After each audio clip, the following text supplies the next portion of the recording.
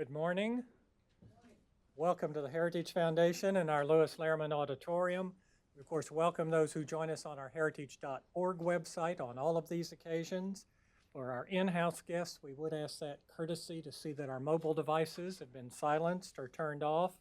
And of course, for those watching online, you're welcome to send questions or comments at any time, simply emailing speaker@heritage.org. And of course, we will post today's program on the Heritage homepage for everyone's future reference as well. Leading our discussion today and opening this special series of programs is Becky Norton Dunlop, the Ronald Reagan Distinguished Fellow here at the Heritage Foundation. As a conservative movement leader, she serves as chairman of the Conservative Action Project. She advocates on behalf of Heritage's American conservation ethic and advances energy and natural resources policy in general. She previously served as Heritage's Vice President for External Relations and most recently led our Restore America project. She served in the cabinet of Governor George Allen. She also served significant roles in the Reagan administration, both at the White House in presidential personnel and the Office of Cabinet Affairs, as well as with Attorney General Ed Meese at Justice, and our good friend Don Hodel at the Department of Interior. Please join me in welcoming Becky Norton Dunlop.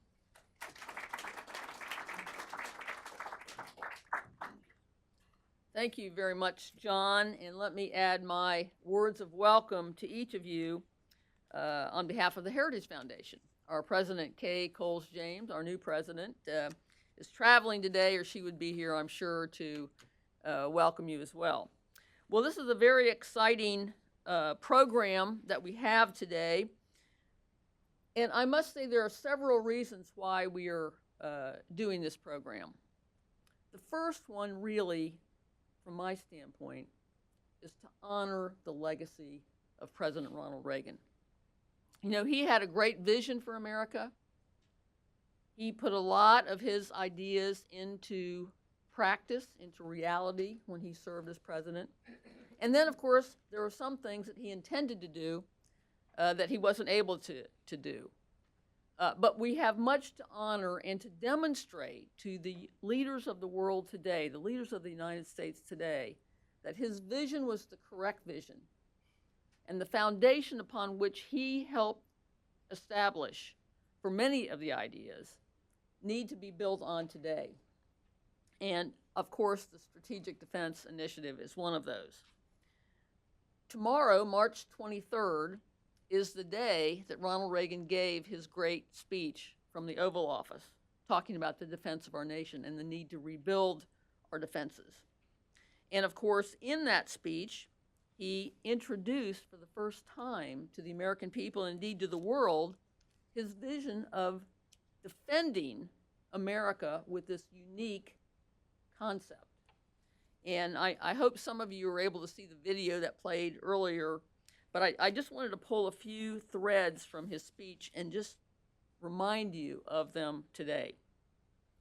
This is March 23rd, an evening address from the Oval Office. This is President Reagan. The subject I want to discuss with you, peace and national security, is both timely and important. Timely because I've reached a decision which offers a new hope for our children in the 21st century. A decision I'll tell you about in a few minutes. And important because there's a very big decision that you must make for yourselves. This subject involves the most basic duty that any president and any people share, the duty to protect and strengthen the peace.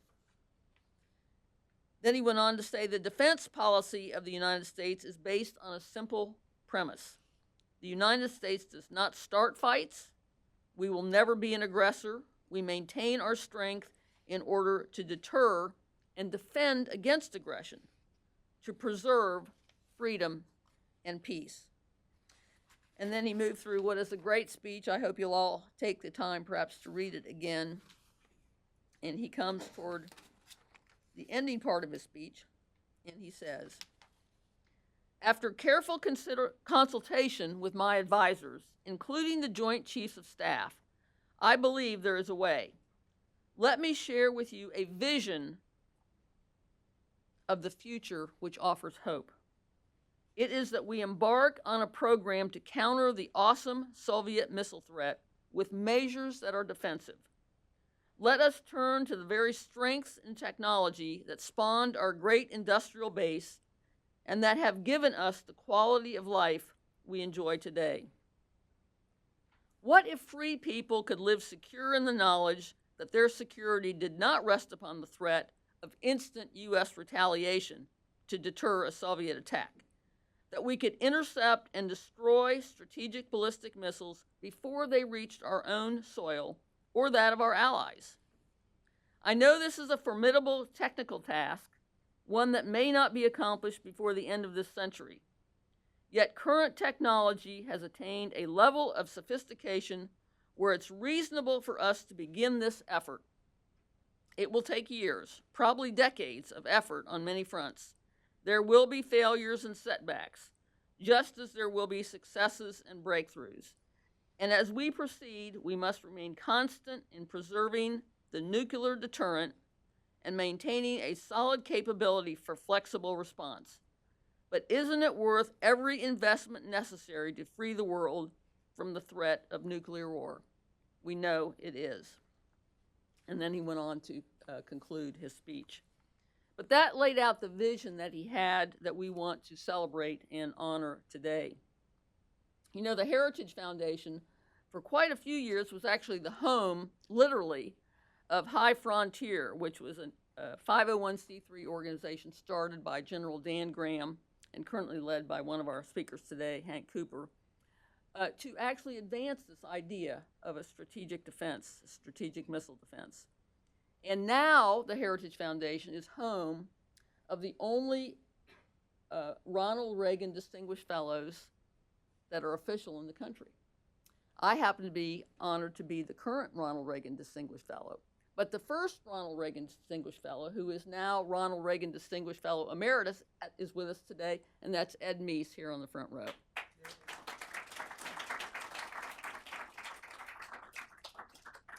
As I mentioned, our goal is to honor the legacy of Ronald Reagan, his vision, his actions, and his intentions. Let me just now say that their program that we're going to have today, we're going to feature two speakers who both served in the Reagan administration. They're going to kind of set out what their knowledge and understanding was from that period of time. And then we're going to have a panel discussion. And then we'll have a time for questions. And we hope we'll have a time for questions. And we're going to ask, if you have questions, that you submit them in writing so that our moderator at the time can make sure that we cover the key questions that will be asked. So without further ado, let me begin by introducing the two speakers that we will have initially. They will speak to you from the podium here, and one will follow the other. And then I'll come back up and introduce our moderator for the second half of the program. Our first speaker today is Sven Cramer. Now, if you pass by the table out in the lobby area, you saw a very thick book that Sven has put together. It could have been much thicker, talking about the history of the period of time when he served in government. And I must say that that was quite an extensive period of time, because Sven served with distinction in 8 administrations. In the President Reagan administration, he was NSC Director of Arms Control. He also served in the Office of the Secretary of Defense during the Kennedy administration and the George W. Bush administrations, and on Capitol Hill with Senator John Tower and Representative Jack Kemp. He has worked in a number of D.C. institutions, led graduate seminars, and is now a distinguished fellow with the American Foreign Policy Council in Washington, D.C., which is one of our co-sponsoring organizations today. His 2015 book, which I mentioned, Inside the Cold War, From Marx to Reagan, is a core source book for anyone who's interested in having knowledge of history, strategies, and key official documents of the Cold War. He will be our first speaker and will bring you information that I think you will find just fascinating. Our second speaker then will be Hank Cooper, Ambassador Hank Cooper. Actually, it's Ambassador Henry Cooper, but we who know him and love him call him Hank. So he served as President Reagan's chief negotiator with the Soviet Union at the Geneva Defense and Space Talks and SDI director under President George H.W. Bush. He worked with General Graham at High Frontier and now leads High Frontier to make sure this vision is never forgotten and the work goes on. So without further ado, I will bring to the podium right now Sven Cramer, to be followed by Ambassador Cooper.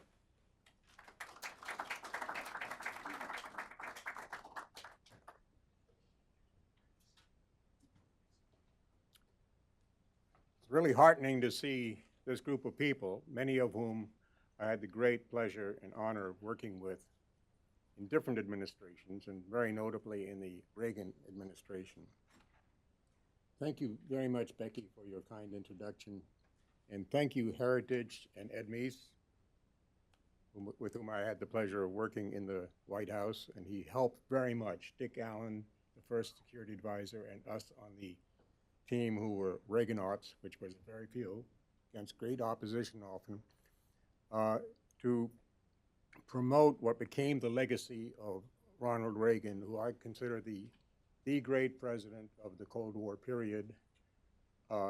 Truman, in my mind, comes second, but is behind, in understanding that the Cold War was about freedom and the peace that only freedom can produce, and strength.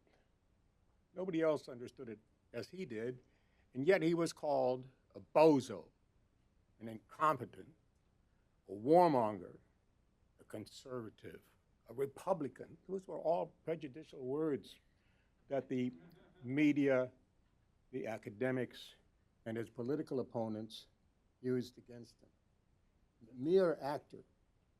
You know, this man wrote his own speeches to quite a large extent. I worked closely often with Tony Dolan, and he would get back long passages, and some of the greatest speeches, I think, were written, the most salient paragraphs were written by him. SDI almost certainly was. I know that the Evil Empire speech he gave to the evangelicals was. I know the Westminster speech that he gave to the British Parliament on freedom was. And he really understood things that were moral, the moral basis and the strategic issues before the American people under the ideological regime and imperial threat of the Soviet Union and its socialist camp. It was a communist party leading the Union of Soviet Socialist Republics in a socialist camp. They didn't dare, outside of their own immediate circles, to use the real world, which had very totalitarian implications. They disguised it as socialist. So one of his great initiatives in his new strategy was to win the Cold War, was by largely peaceful means, was the Strategic Defense Initiative, which I think has a moral strength that exceeds just about any other initiative I've ever heard of in policy circles that are dealing with issues of war and peace. Other speakers will cover issues that I don't have time to get into, like the legalities of the Abm Treaty, the Anti-Ballistic Missile Treaty of 1972, or some issues about the programs and so on. I want to focus on these moral and strategic issues and make some points. First, the president understood constitutional imperatives upon which the national goals that are described of a more perfect union and general welfare and justice and tranquility required that we provide for the common defense and secure the blessings of liberty to ourselves and our posterity. That's not a tactical thing. That's a strategic issue, posterity. And in today's national emergency, what I call the missile threat from group of rogues, anti-democratic rogues, Russia, China, Iran, Korea, maybe Pakistan, and their networks that they support, networks and regimes, and they interface and reinforce each other that really want to use their nuclear power for blackmail.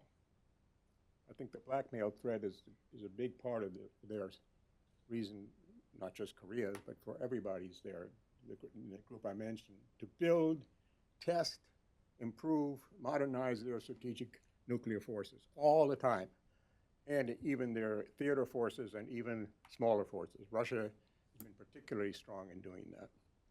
So in that emergency, and I'm not going to talk about it more, but I hope others, I think others will, we really need to review the meaning, the power of SDI and its modern contemporary variants. And it is still opposed by people. To get the missile defense budget through the Congress is a problem. To get people not to call it Star Wars or some idiotic phrase like that when it was exactly anti-Star Wars.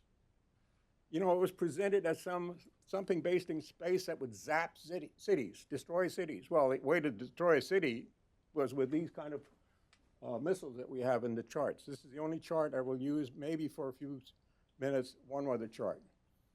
I used to bring this to the debates on the nuclear freeze movement. I brought it to the Catholic bishops where they wrote their peace letters, which favored the freeze. I brought it to concerned scientists and physicians and to student groups, and I gave many briefings in the White House where I used a variant of this. This is dated 1990. It comes from the book Soviet Military Power, which is full of red and blue data, annually put out. And I used to carry these to the opening sessions of the SALT negotiations, the initial strategic arms discussions, and give them to the deputy of the Soviet delegation. And he would ask me, please don't distribute it. Why? Because it has secrets. Yeah, no kidding. This is what our Congress and our New York Times and our Washington Post and our academics deal with. This is the data. This is the database for negotiation. That's secret. Secret from whom, I would ask? From the civilians on our delegation. This is still a problem in the Soviet system, in the Russian system. Secrets, military. I remember in the 1990s when I was there and saw Mr. Yeltsin's security people, advisors, they didn't have data. They didn't have data. They didn't have hearings. There was no parliament that really looked at the budget. Okay, so if you look at this chart, you will see the fact that in the Kennedy period, going from the left, there was a large American buildup of nuclear forces. The Russians were falling behind. Then we have this vertical line, which is the Anti-Ballistic Missile Treaty line from 1972, the Moscow Summit, signed by Mr. Nixon and Mr. Brezhnev, along with two other treaties that had a direct impact. One was a Strategic Arms Limitation Agreement. It was not a treaty. And the Détente Principles Agreement, which preached peaceful coexistence between the two powers. The Strategic Arms Limitation Agreement put a cap, supposedly, on the arms race. All three of those agreements, in my opinion, and I worked in the Johnson, Nixon, and Ford and Reagan White Houses, were violated on the spot.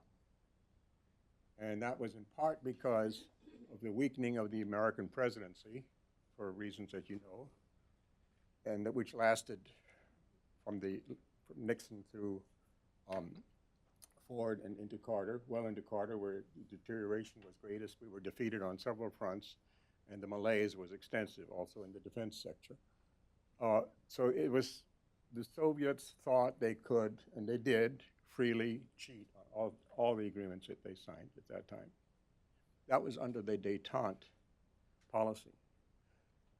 This chart, which shows the unprecedented buildup of Soviet missile systems, also of their aircraft, and also of, which were slow-flying bombers and faced air defenses and so on. I don't count them as that critical. they just overwhelmed us while we, being nice, friendly Americans, basically stopped our buildup. And this is why if people who talked about a freeze in 1982, when it came within one vote of passing as law in the Congress, had no idea that none of this would be frozen in a refrigerator passively out of commission. It would be there for a hot war. The hot parts of the Cold War was centered in these kind of threats. It took 25 minutes, 20 minutes, 15 minutes for one of these missiles to cross into the United States. And so when Mr. Reagan, candidate Reagan, and then President Reagan encountered the NORAD, the missile defense facilities at Cheyenne Mountain, and later on was briefed by the Joint Staff, what happens if we get a strategic warning and one of these missiles is on the way? What's my choice? Your choice, sir, is to push the button to retaliate or to do nothing. You have 10 minutes, by the way, to do that. Well, that's mad. Yes, it's mutually assured destruction. That is actually a doctrine of that title. And it was a maddening and mad, to me, immoral doctrine. We started with a doctrine in the post-Second World War period of containment, NSC 68. It included ideological combat, economic combat, all kinds of things. It was, then came Korea, that was Korea, and during the Truman and Eisenhower period, it barely contained. While the Soviets had an earlier version of their Brezhnev doctrine, which means suppress any uprising, any resistance within the socialist camp, and of course have your wars of liberation, so-called, whether it's in Vietnam or it's with the 40,000 Cubans in Africa, or the Latin American liberation movements. This, however, was the big background, big threat.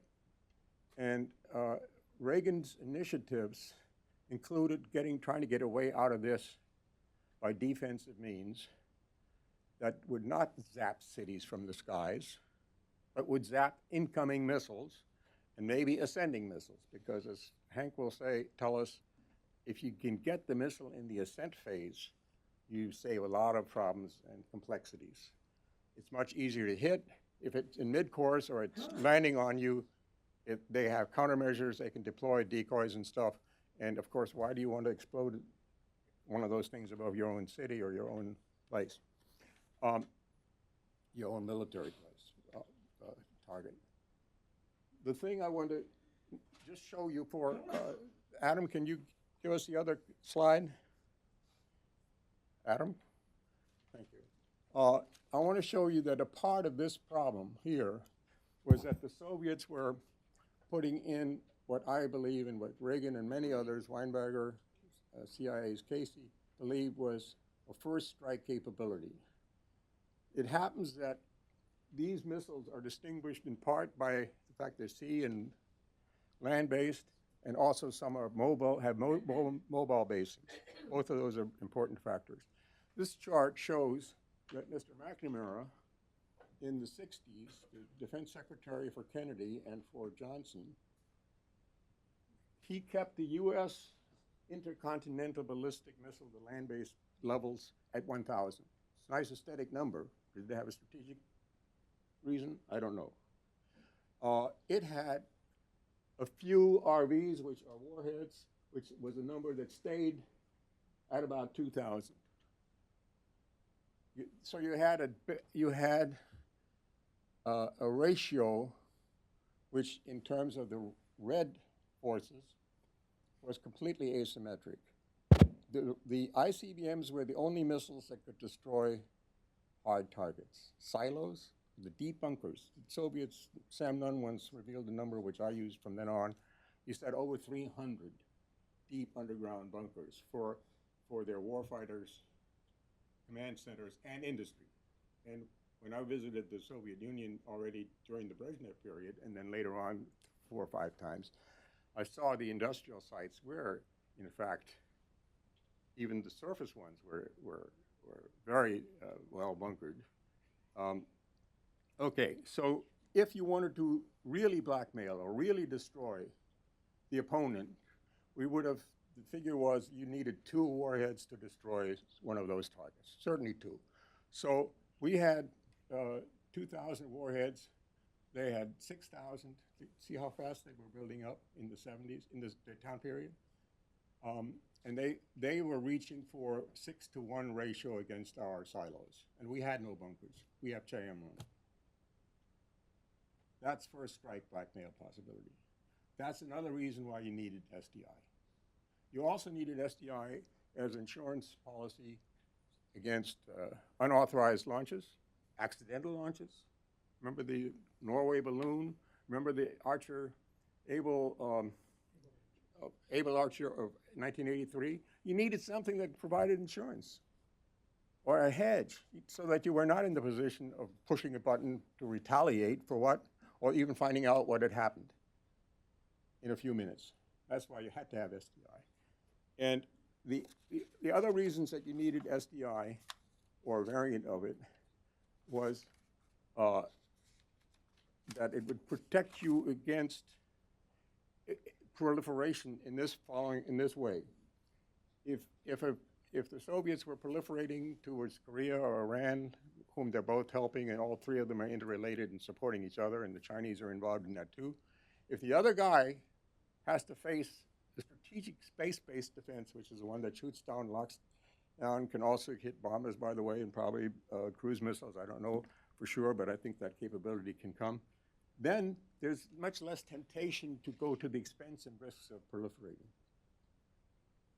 because the Koreans or the Iranians would have to do much more to try to overcome that. And in both cases, they've threatened our territory, our cities. So we also needed to have the notion built into all of this that we were protecting freedom, that we were protecting forces of peace and democracy and parliamentary changes and so on, which the Soviet monopoly system did not. One party, the party state, used promoting violence, permanent civil war, permanent purge. That's a different thing. So these weapons were not in equally sound moral hands. Can we go back to the other chart, Adam? Thank you. And you had to realize that we were not dealing with France or with England, who had nuclear weapons. We were dealing with a totalitarian power. We're now dealing with totalitarian or extremely authoritarian powers. That changes the arms control issue completely. It changes the defense issue completely. It puts in a degree of unpredictability, but it shouldn't put in a degree of moral ambiguity. We've got to do that, provide for the common defense. Secure the blessings through our defenses, deterrence, so that you may not even have to use the defenses in any war action, to deter and defend against rogues, wherever they are and whoever they are, using these deadly weapons against us. This is the opposite of Star Wars. This is what Reagan wanted, and there are equivalents of this, which I hope in future forums we may discuss, but the implications for the Intermediate Nuclear Force Treaty of 1981, for the arms treaty of the later period that we were working on, is try to contain by counter systems the mobile missiles that are so hard to find. Otherwise, you're never going to. We couldn't find the Scuds during the first Gulf War, and especially get rid of. By now, our submarines, I think, have the weapon ability to defeat hard targets, so that's dropped out of the thing. But to just get those things that can also drop, in addition to nuclear things, they can use EMP weapons, electromagnetic pulse weapons, which can destroy our infrastructure, and it's, in my view, at least as bad as the cyber threat is. And you need to be able to tell your people and have a president who has our supreme authority and his advisors at the top, not to be completely overwhelmed by this, but to have some rational, moral, effective means. And as it gets more effective, it becomes a more potent thing. You know, we just had a flu scare. Doctors urged people to take the flu shot, even if it was only 30% effective. When this thing starts, SDI starts, it might be 10% effective. But after a while, you get more effective. We have people who use fire hoses against fires. Does that mean the fire hose is an insulting provocation, an evil thing that triggers the arsonist? No, it means you defend yourself. You put on a Kevlar vest or a helmet if you're a soldier or a policeman going into a rough situation, even if that leaves other areas vulnerable and it isn't immediately 100% effective? Of course you do. Those are the analogies we should use, and we should always consider the immorality of not using them. The immorality of saying it has to be perfect. The immorality of saying we don't need it, it's a provocation. That is an illusion, and this didn't work for containment. It didn't work for massive retaliation. It didn't work for mutual assured destruction. It didn't work for détente. We have to have something physical that is a barrier, and it has to have behind it the authority of a man like President Reagan, who was convinced his own people. A lot of Reagan Democrats voted for him in 2 big elections. His administration was staffed by people from the Committee on the Present Danger, which was a very bipartisan group. And I worked with them and others in helping to write the platform, which outlined the strategy first. And we always worked with them through the NISD 75, which is the big strategy, which includes very strong words in January 1984, and it was handled by Richard Pipes, was the director of that. Understanding we were up against a totalitarian ideology, regime, and empire, which among other things had committed the treasonous act to me of the Hitler-Stalin Pact. 21 months the Soviet Union was on the wrong side. 21 months. They had a neutrality pact with Japan, and they've facilitated the beginning and extension of the Second World War.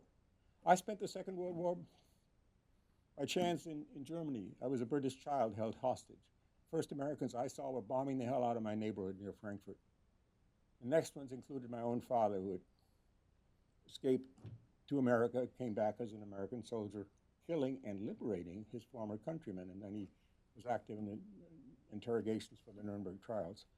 I know how difficult it is to defend, to use even possibly the sword to deter and to defend, because you want to be kissy kissy kumbaya. That's a nice thing to do, to hug, and to sign peaceful coexistence papers. But you also need to be real about who you are and who they are. And when you can reach common interests, great. But don't rely on this situation or on violated arms treaties. Thank you.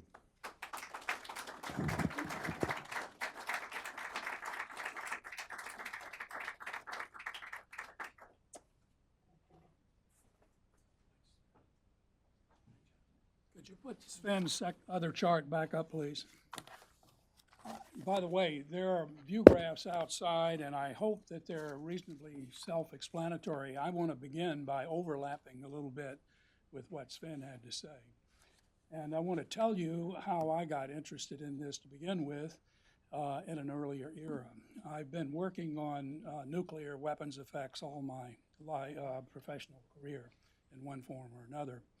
And in the 1960s, I was involved in numerous DSBs, Defense Science Boards, Air Force Scientific Advisory Boards, and whatever, to worry about this problem. We had a program called, a special study called StratX that looked at this issue that Sven calls out, where the Soviets were building up, and up until the time in the latter days of the McNamara era, we stopped.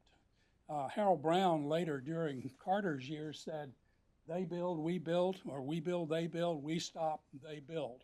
And that's this issue that he's talking about with the reentry vehicles. And if you go back to the preceding chart, that's the big gap when we were doing nothing except building a couple of submarines, as I recall.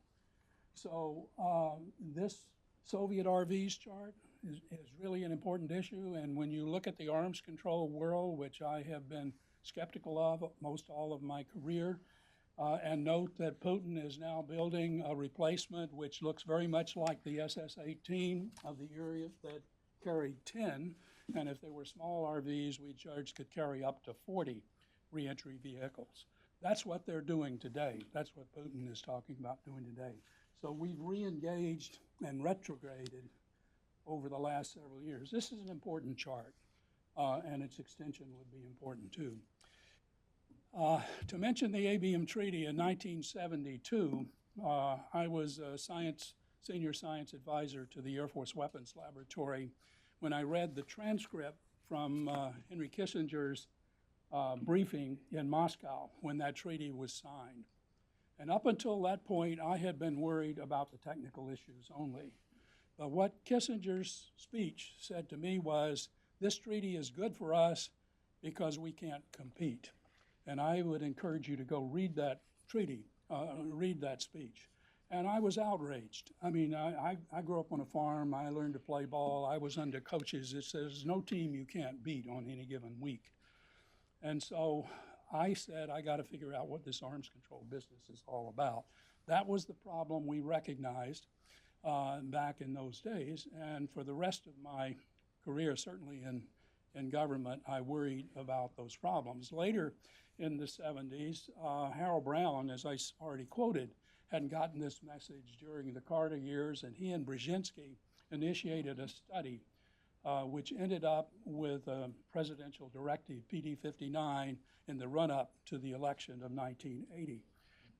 And I was engaged in much of that study, and toward the latter stage of it, I was in charge of all of the Air Force strategic and space systems on the acquisition side, and in the Secretary's office. And I remember very well the incidents during that period, but this was the going concern at the time.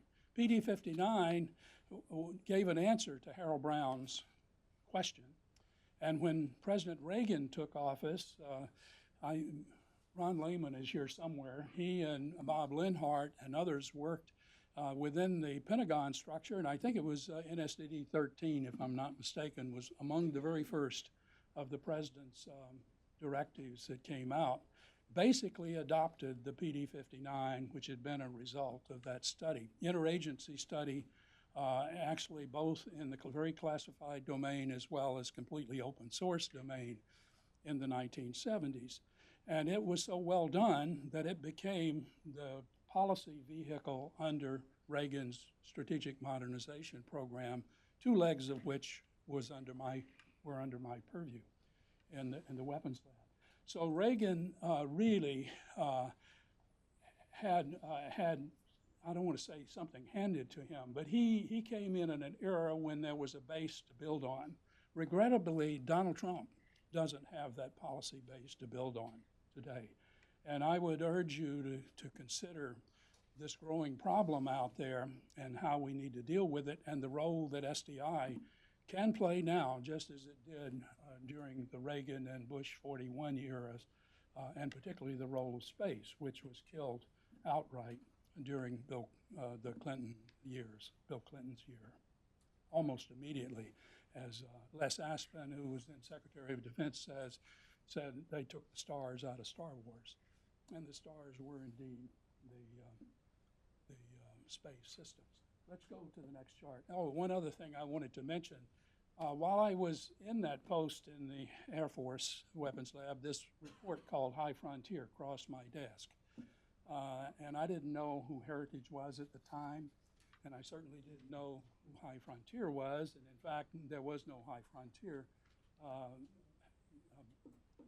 Ed Fuldner, I guess, had given them a post here, and they backed them in doing the study, and many of High Frontier's early supporters supported Danny Graham. Danny had been an advisor to Reagan, as I understand it, maybe in the 76 campaign as well as 80. And he was very much taken with what Reagan's vision was. The High Frontier report, when it hit the Pentagon, and we looked at it, most people just shrugged. All those folks that were on the defense science boards and SABs that I'd worked with just shrugged. You know, no way anything like this is really going to happen. And in fact, the DOD generally was not very helpful in SDI for years. Come the thing we're celebrating here today, go to the next chart, please. In March of 1983, the 23rd, when Reagan gave that speech, a lot of things changed. Most people were not aware of Reagan's intent. Could I have the next chart, please? Yeah. A lot of pictures here you can look at and take later from the time period. But a lot of things changed at that point, and there's wrestling going on of what does it mean inside the Pentagon.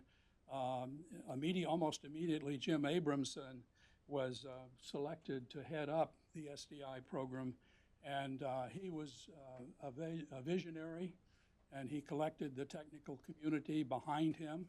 And Reagan, with his support in places like Heritage and others, provided political support for what he wanted to do, but he ran into a headwind almost immediately from the elite, the arms control elite, as well as the Soviets. And when I say the elite, I don't mean just in this country, I mean internationally.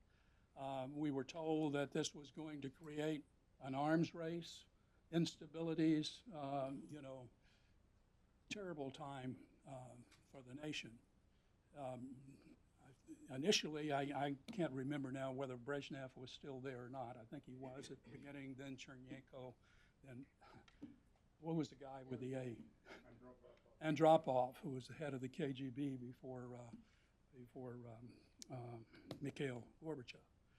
Reagan used to say, they keep dying off on me, there's nobody to talk to over there, before we began the talks. The 83 speech, though, was really a showstopper.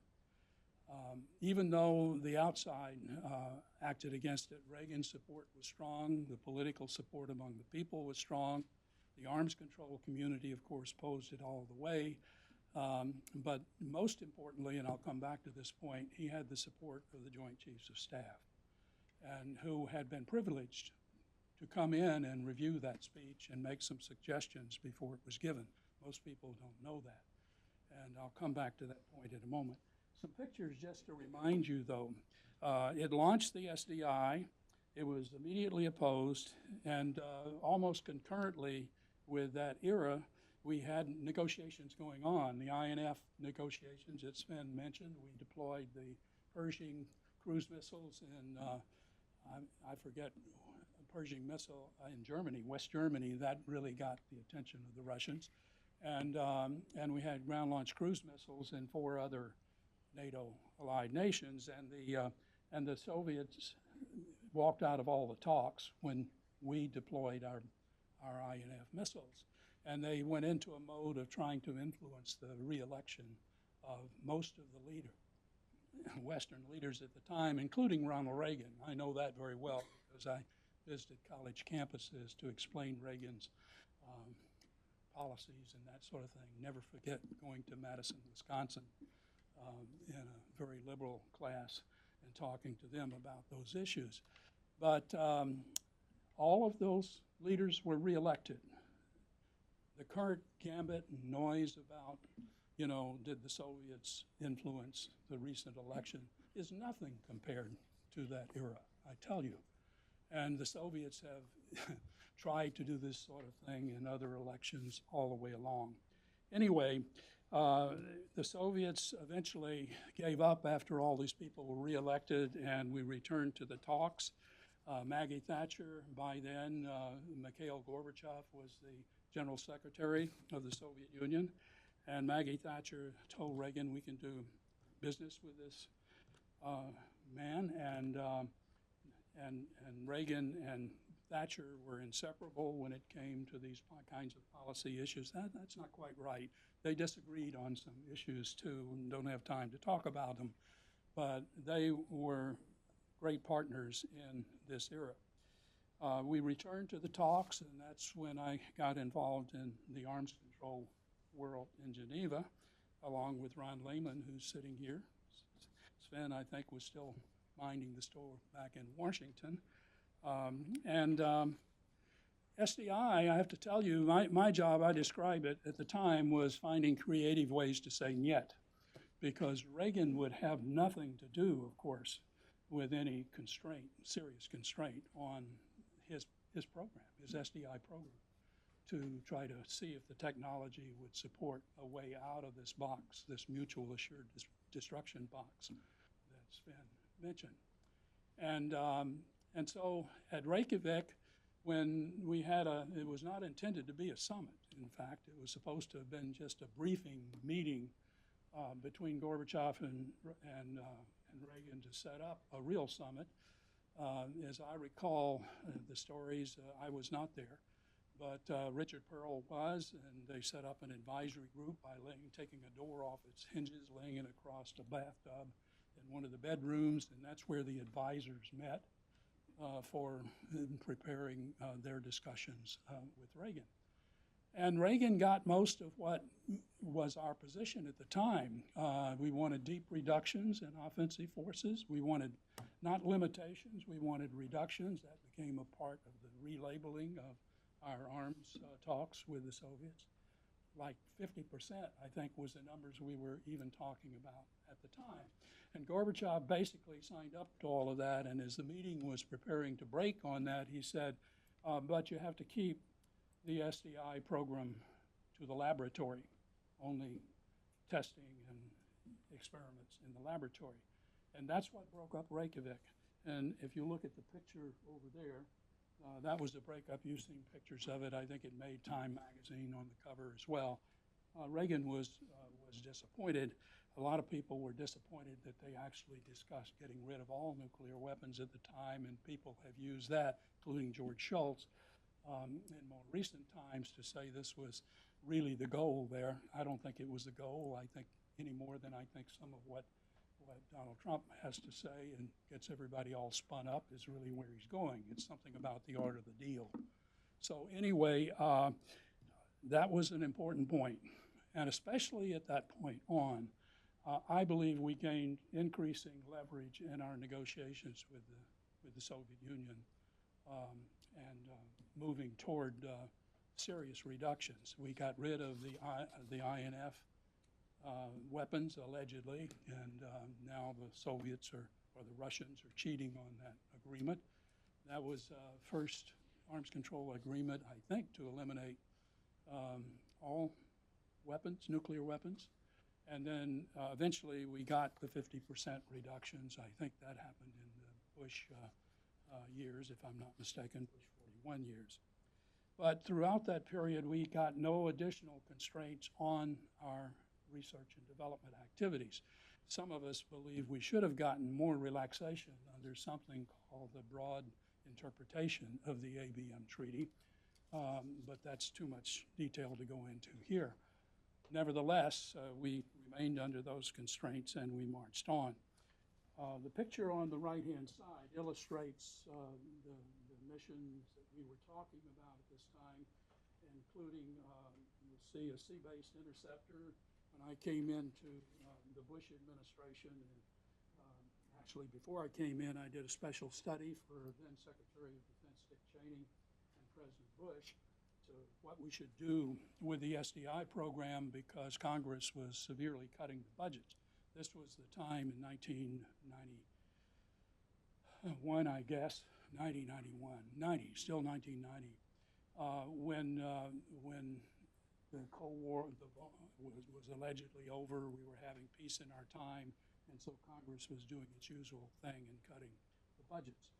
And so I looked at things and said we should redirect the program, and he asked about what we were doing in the negotiations, and vector it, in fact, toward the position I had defended for Reagan throughout the 5 years I was in Geneva, which was to join forces with the Soviets at that time, but now with the Russians, to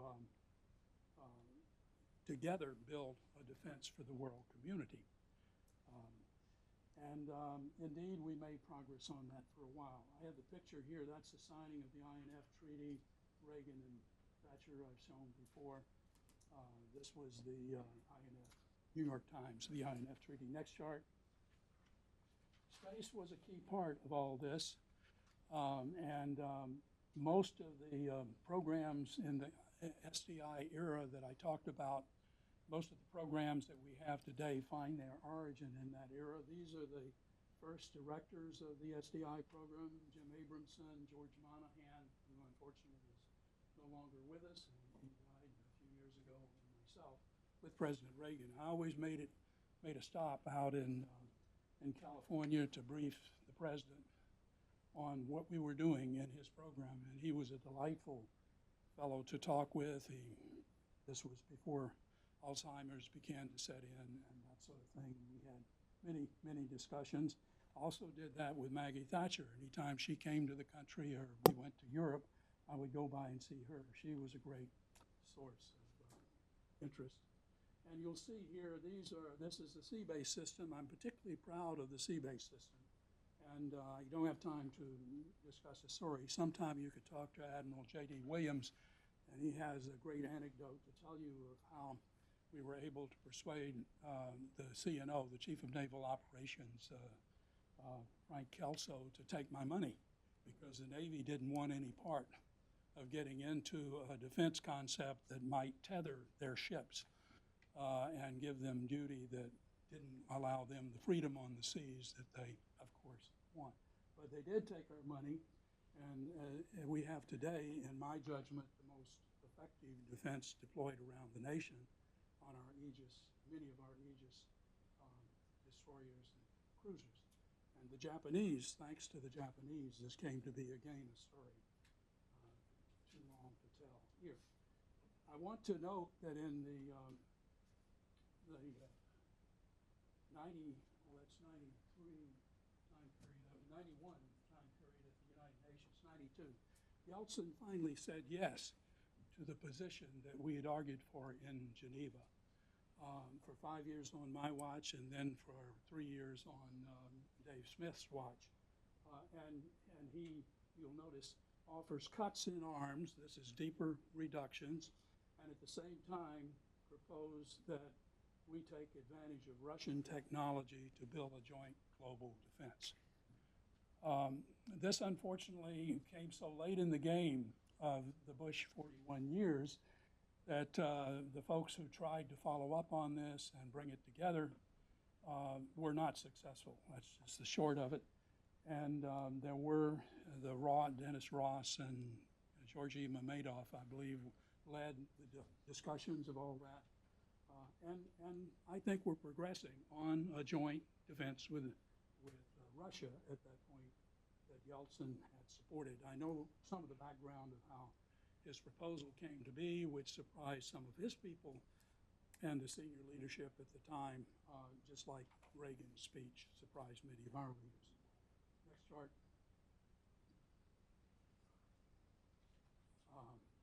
Next chart, please.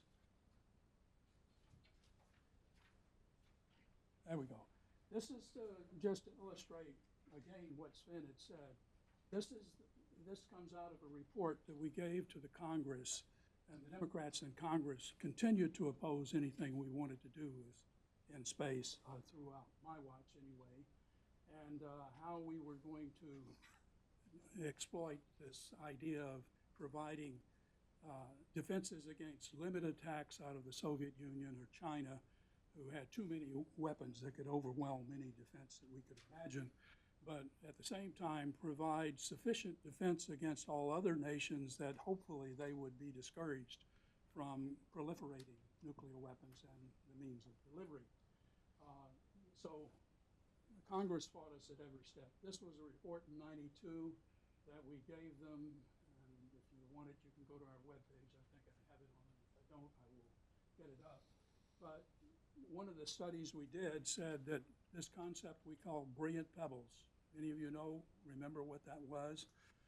Small, autonomously managed constellation of originally 4,000 satellites, small satellites, like the ones, by the way, the private sector is deploying now. They call them CubeSats.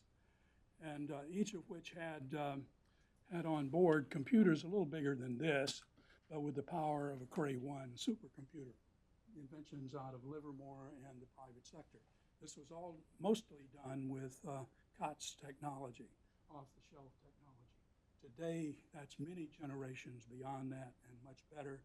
And the Chinese quite well understand these issues, and if you read the papers, you know that they're exploiting them now in lots of means, including the hypersonics that everybody acknowledges is a serious threat today. So my point here in showing you this is the calculations we did at the time said that the Brilliant Pebbles constellation of 1,000 for this limited capability, which was designed to give us over 95% probability of kill of up to, I think it was 200 attacking RVs. That was the number of RVs that could be managed by a single submarine captain at the time. So 6 opportunities there. If you go a little longer, 2,500 kilometer range, it's now 35 opportunities. And if you take a look at an ICBM coming to the United States, you can compound this with hundreds of opportunities with that constellation against that attacking mode. Space is the right answer to this problem. Eventually we'll get back to it. It was killed outright in the opening days of the Clinton administration. As I said already, Les Aspin said he was taking the stars out of Star Wars. He not only killed all of the work that was being done, he had the people that were doing that work dispersed. And by that I mean they no longer, the technology was killed as well. And we went on without it for many years, hopefully currently being revived. Next chart, please. And I think this is the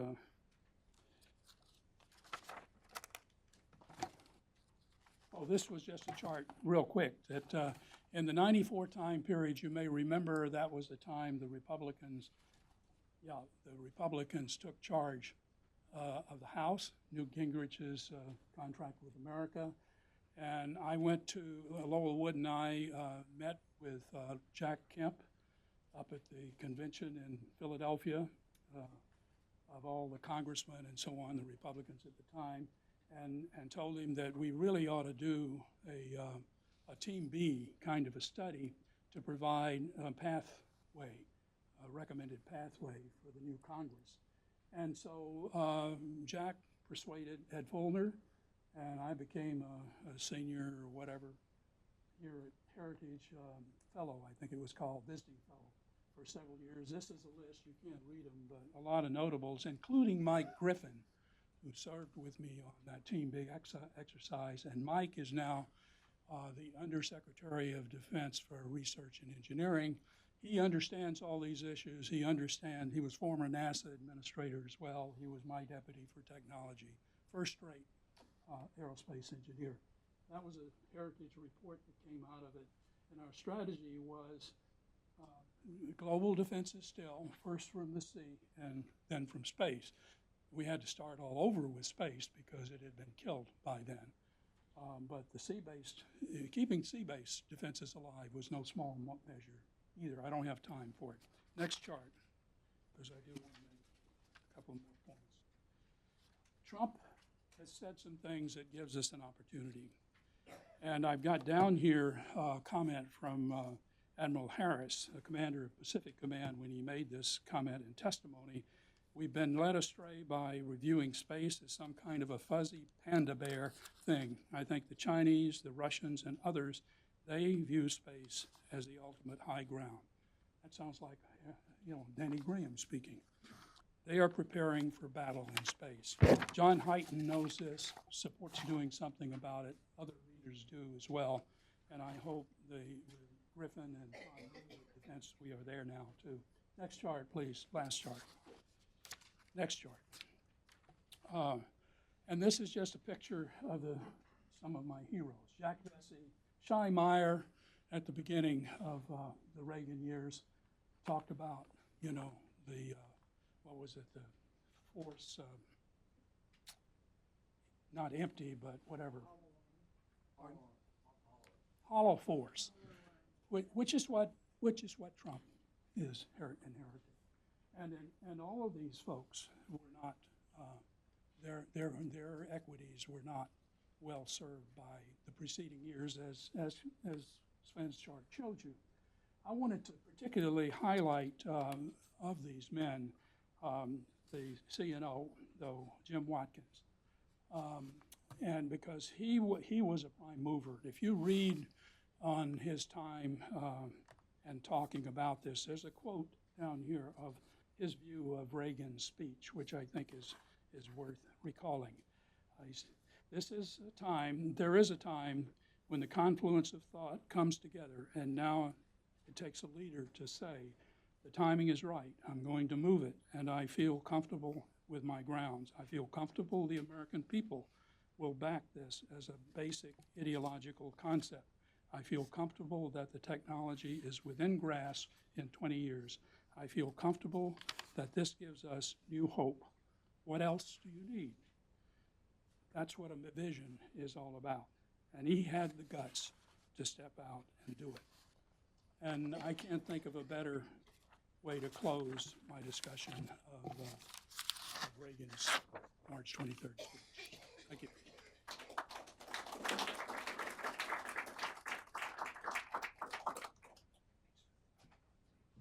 Okay, well, that was terrific and lots of food for thought and recollection. I'm going to ask Peter Husey to join me on the podium. He's the founder of Geostrategic Analysis, and since 1983 has been its CEO. He is also Senior Director of Strategic Deterrent Studies at the Mitchell Institute of the Air Force Association. Mitchell is one of our co-sponsors today. Peter is going to be leading and moderating the panel, so I'll bring him up quickly to introduce his guest, and we'll get on with the program. Peter. I want to thank you all for being here, in particular, Becky, thank you. We were at a conference and we're sitting next to each other, and I said, we're losing the legacy of Ronald Reagan. I was reading a history book that was being used at Columbia University graduate school, where I went to school, and it said that Reagan's administration had been a failure because he increased the debt and there was an Iran-Contra. And that's not unusual when you look at some of the things that are used. And I said to Becky, we really have to recapture what an extraordinary leader and president he was. And she said, well, I've had the same thought within the last couple of days. And this is where this came from, this idea of reviewing the legacy. And she said to me, would you like to lay out some of the things in terms of national security and national defense? Which I said yes. And that's where this inaugural event today. And I want to make a point that before I introduce our three panelists, a lot of people pay attention to the 1983 March 23rd speech. But 2 days later, the administration released NSDD 85. And we often hear this phrase that first the sword, then the shield. Now, Joe Cicerone said that, and he says it's a Chinese proverb, but I majored in Chinese studies at graduate school and at undergraduate and studied in Korea and Japan. There's no Chinese proverb that says that. It's his proverb. He thinks missile defense is an offensive, what Sven talked about, and Hank. What's interesting is this is what the NSDD 85 said. It talked about reducing tensions. It talked about going forward with the reductions in nuclear weapons on the start level, but also getting rid of all the INF missiles. Talk about reducing your reliance on nuclear weapons. Here he is, announces SDI, and at the same time says, we're getting rid of nuclear weapons on the INF field, and in START, 50% cut, which eventually occurred. And then he says here, our purpose is to decrease our reliance on the threat of retaliation by offensive forces and to increase the contribution of defensive systems to our security and that of our allies. That's exactly where we are today. And I've asked three people who are both friends and colleagues to address this issue. The first, Ambassador Joseph. As you know, Bob is a senior scholar at the National Institute of Public Policy, professor at Missouri State University. He served as special envoy for nuclear nonproliferation with ambassadorial rank and Undersecretary of State for Arms Control and International Security. And what I've asked Bob to do is go through the process under President Bush 43, where we got out of the Abm Treaty following the passage in 1999 of the Missile Defense Act, said go build missile defense, knowing full well while the Abm Treaty was there and had to get rid of two. Bob went through that and put us on the path to building missile defenses where we are today. And the second person I asked to talk about this is the Vice President of the American Foreign Policy Council, my friend Elon Berman, who is probably one of the best internationally recognized experts on these issues, not only missile defense, which he does at the Foreign Policy Council as a monitor that they put out, but also someone who has spoken at a seminar series that I run every year, which is, I think I'm now approaching 1,500 of them since 1983. Elon talks about Iran and some of the threats we face, which he's going to address. Where are the missile threats coming from? And our third speaker is, I wanted to have the head of Missile Defense Agency, General Greaves, but the missile defense report's not out, so he wouldn't be able to say very much. Particularly, he can't talk about what's in it because he can't talk about it.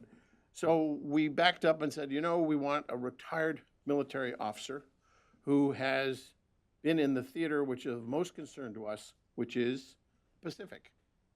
And I had originally talked about General Leaf, who's in Hawaii, but he then had something he had to do today, and he said, I've got another guy, perfectly, he said even better than me, and this is Lieutenant General Bruce Wright, who's with the Air Force, retired, graduate of the Air Force Academy, was on active duty during the Reagan administration, and highly involved in missile defense issues and strategic thinking of our allies in the Pacific. In particular, he was commander of U.S. Forces Japan, as well as commander of the 5th Air Force. So first, Ambassador Joseph is going to speak, and then Elon Berman, and then General Wright, and then we'll open it up for questions. And when I want to say a very special thanks to the Heritage Foundation, which have been friends for many, many years, but particularly Becky, thank you for your help on putting this together, because this is something that I've kind of dreamed of doing for a long time. Ronald Reagan called us into a future which we have every responsibility to bring the people of this country to. Maggie Thatcher once said at a meeting, she said, people were arguing that the INF missile deployments were not supported, they were against, the public was against it, all these demonstrations. And she said, my job is to bring the public to me, not the other way around. That is what our job is to bring the American people and Congress, the media, the NGOs, and the scientific community to where we are, which is the vision Ronald Reagan laid on the table in 1983. So with that, Ambassador Joseph, would you please come up to the podium, and then we'll have Elon Berman and General Wright. Thank you.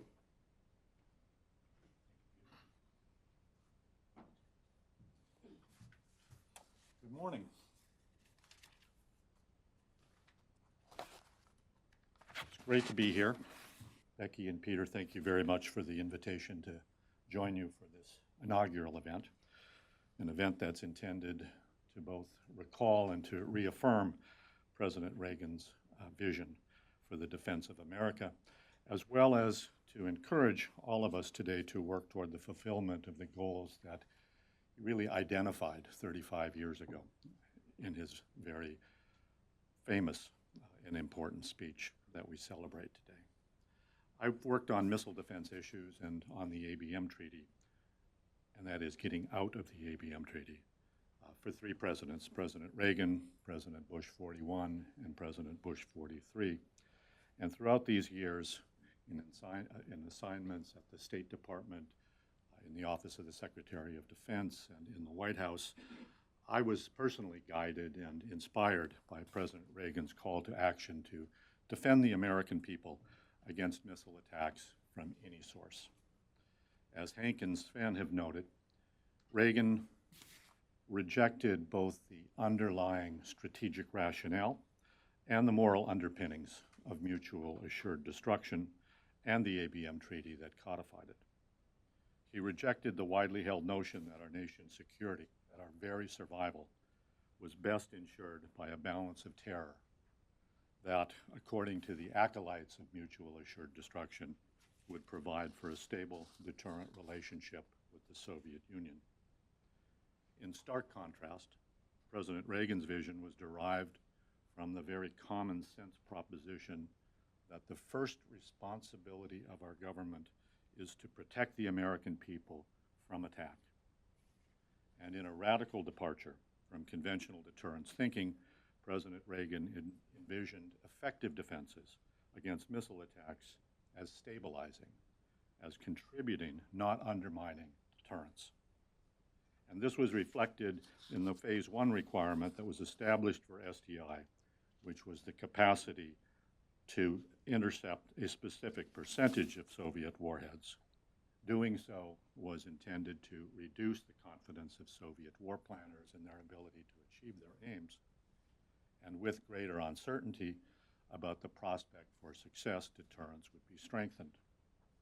With Bush 41, we saw the end of the Cold War and the end of the Soviet Union, which turned out just the way Ronald Reagan had both sought and had predicted.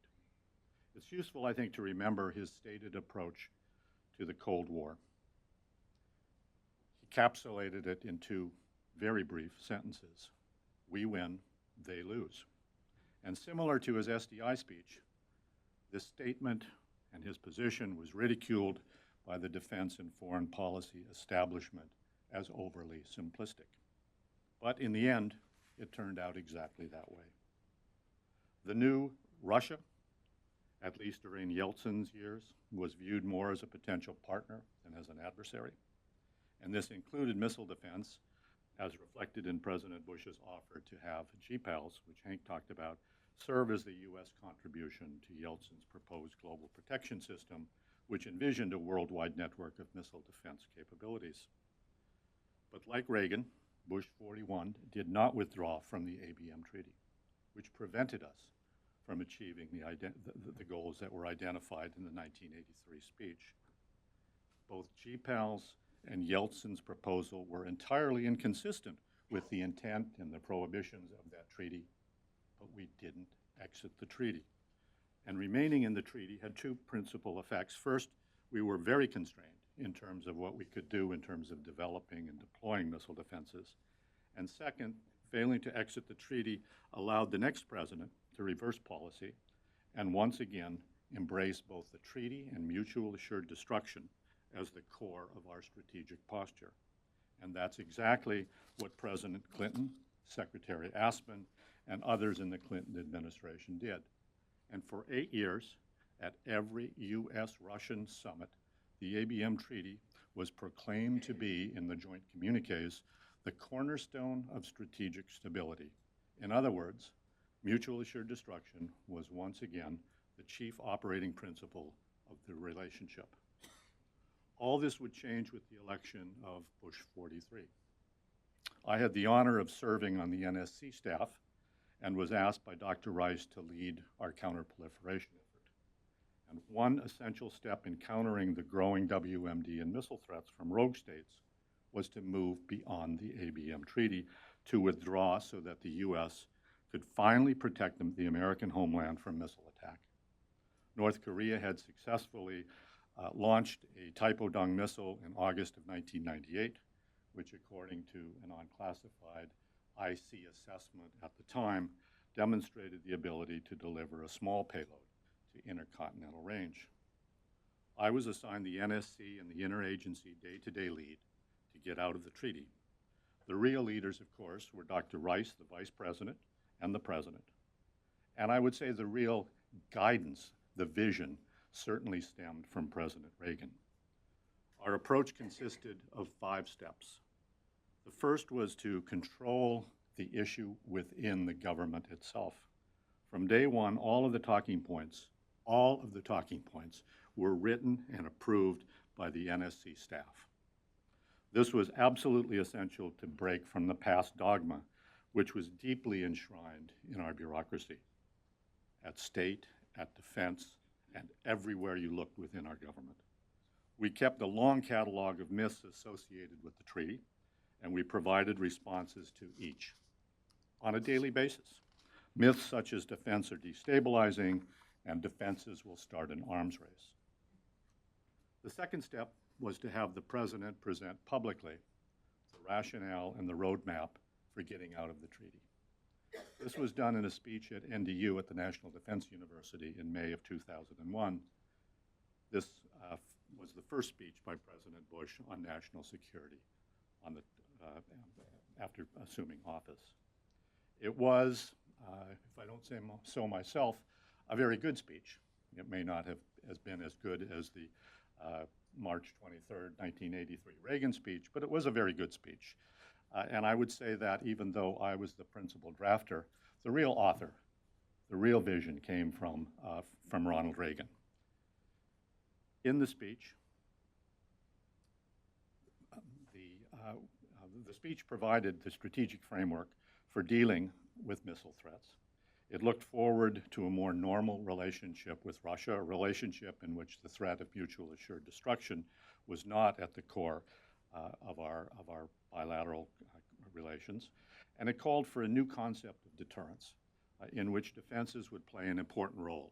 This concept would be contained in new presidential guidance, NSPD-4, and was reflected later in the 2001 Nuclear Posture Review.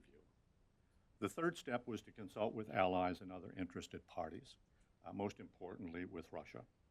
And I would emphasize that Moscow did not put forward any resistance, perhaps because they knew the new president was absolutely determined to withdraw from the treaty in order to protect the threats that we faced, in order to fulfill the #1 responsibility of government to protect the American people. And when we did withdraw, Putin's response was very instructive. While he said the withdrawal was a mistake, he emphasized that it was not a threat to Russia. It was not a threat to Russia. And he announced at the same time, in the same statement, his intention to continue to move forward with large-scale reductions in Russian offensive nuclear forces. In other words, his statement is totally contrary to the myth that the deployment of strategic defenses will lead to an arms race. And I think it's good to keep this in mind because in true Orwellian fashion, President Putin today is spouting a much different line, saying that the massive Russian nuclear modernization program that he described in his recent speech is in response to the U.S. withdrawal from the Abm Treaty in 2002. While this line is being mimicked by the international arms control community, a community that is seemingly always eager to play the role of what Lenin referred to as useful idiots, the Russian buildup is not about Moscow's concern over some abstract notion of strategic stability. It's about the quest for nuclear superiority and escalation dominance, as we see in their statements, as we see in their doctrine, and as we see in their exercises. This is all about power, and power is the key to understanding Mr. Putin. The fourth step in exiting the treaty was to overcome the bureaucratic resistance at the highest level of the State Department. And the fifth step, also to overcome bureaucratic resistance, but this time at the Department of Defense, was to provide the Defense Department with explicit presidential guidance directing that the department deploy by the fall of 2004 a capability to defend the U.S. homeland against limited missile attacks. So at the end of the first Bush 43 term, we were free to pursue any defenses that we chose to pursue. We had our first operational capability to protect the American homeland, at least a rudimentary capability against the North Korean threat. And we had policies and we had programs in place to keep pace with the rogue state threats through additional interceptors and, most important, through the development of advanced capabilities. But as with President Clinton, President Obama reversed course, killing every program intended to stay ahead of the threat. KEI, the Kinetic Energy Interceptor, ABL, the airborne laser, and MKV, the multiple kill vehicle, canceling the original third site in Europe and reducing the number of interceptors in the United States. Missile defense became nothing more than trade bait with the Russians in the pursuit, in the feckless pursuit of nuclear disarmament. But as we all know, the effort of leading by example and unilateral disarmament didn't work because no one followed. Today, the threat of our homeland from missile attack is greater than ever. We must defend against the threats of North Korea and Iran, who are developing ICBM-class missiles, which have but one purpose, and that is to hold our cities hostage to their nuclear blackmail. We also must must counter, as the 2018 Nuclear Posture Review makes clear, the resurgent near peers, Russia and China, who see the United States as the principal enemy and the greatest, perhaps only, impediment to their strategic goals. The 2018 Missile Defense Review will hopefully take all of these threats into account and move us toward the goal of effective defenses to protect against North Korea and Iran, and to contribute to the deterrence of Russia and China. This, I believe, is Ronald Reagan's legacy, and it will require our missile defenses to be all that they can be, including strengthening the current GMD system, expanding our Aegis capabilities, deploying advanced space sensors, and most importantly, in my view, moving to a boost phase capability with directed energy and space-based interceptors. As Ambassador Cooper said, space is the right answer. Let me stop there, and I look forward to our other speakers and the discussion that hopefully will follow. Thank you.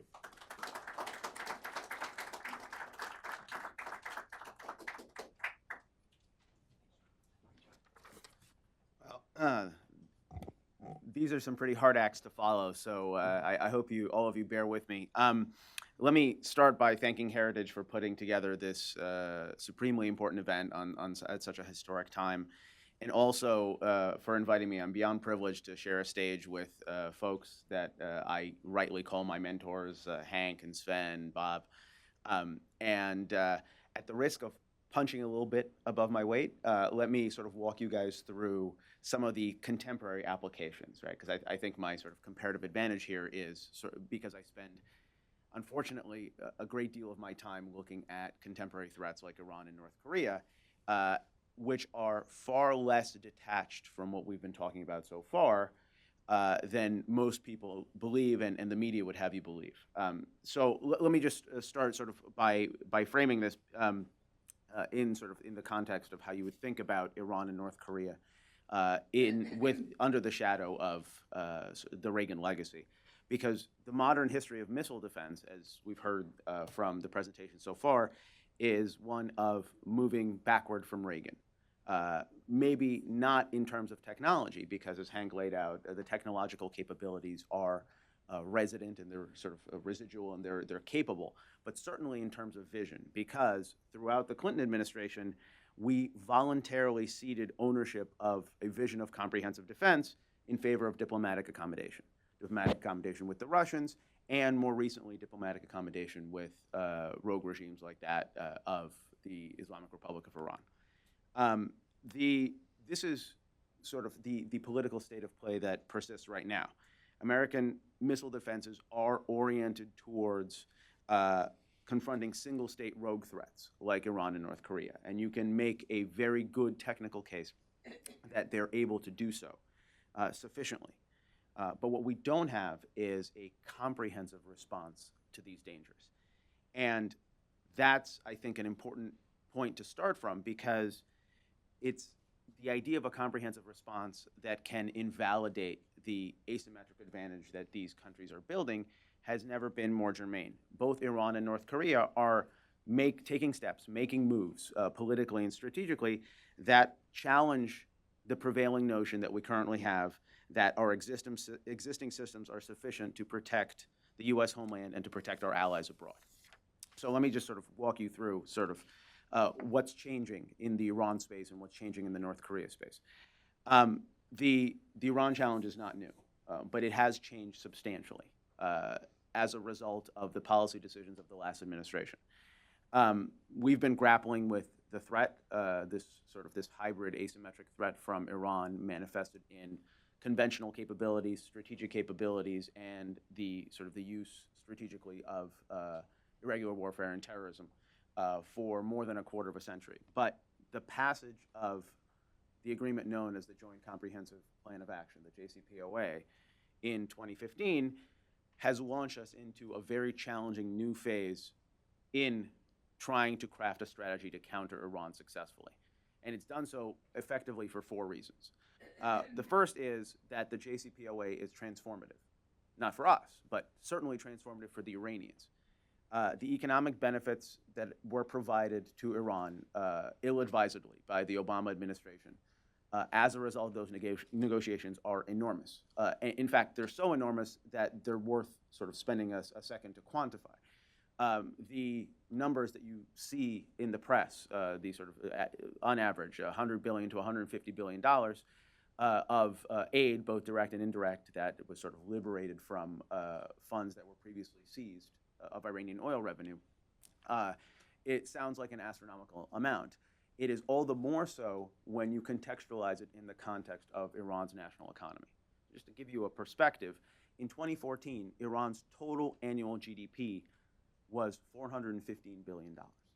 So what you're looking at is a sum of money that is roughly equivalent to a quarter of Iran's annual economy that they now have added access to. If you sort of dial that forward and you apply it to the US economy, you're looking at a near-term cash infusion of upwards of $4 billion. And so the question really becomes, what would we do with all the money? The answer is, I'm sorry, $4 trillion.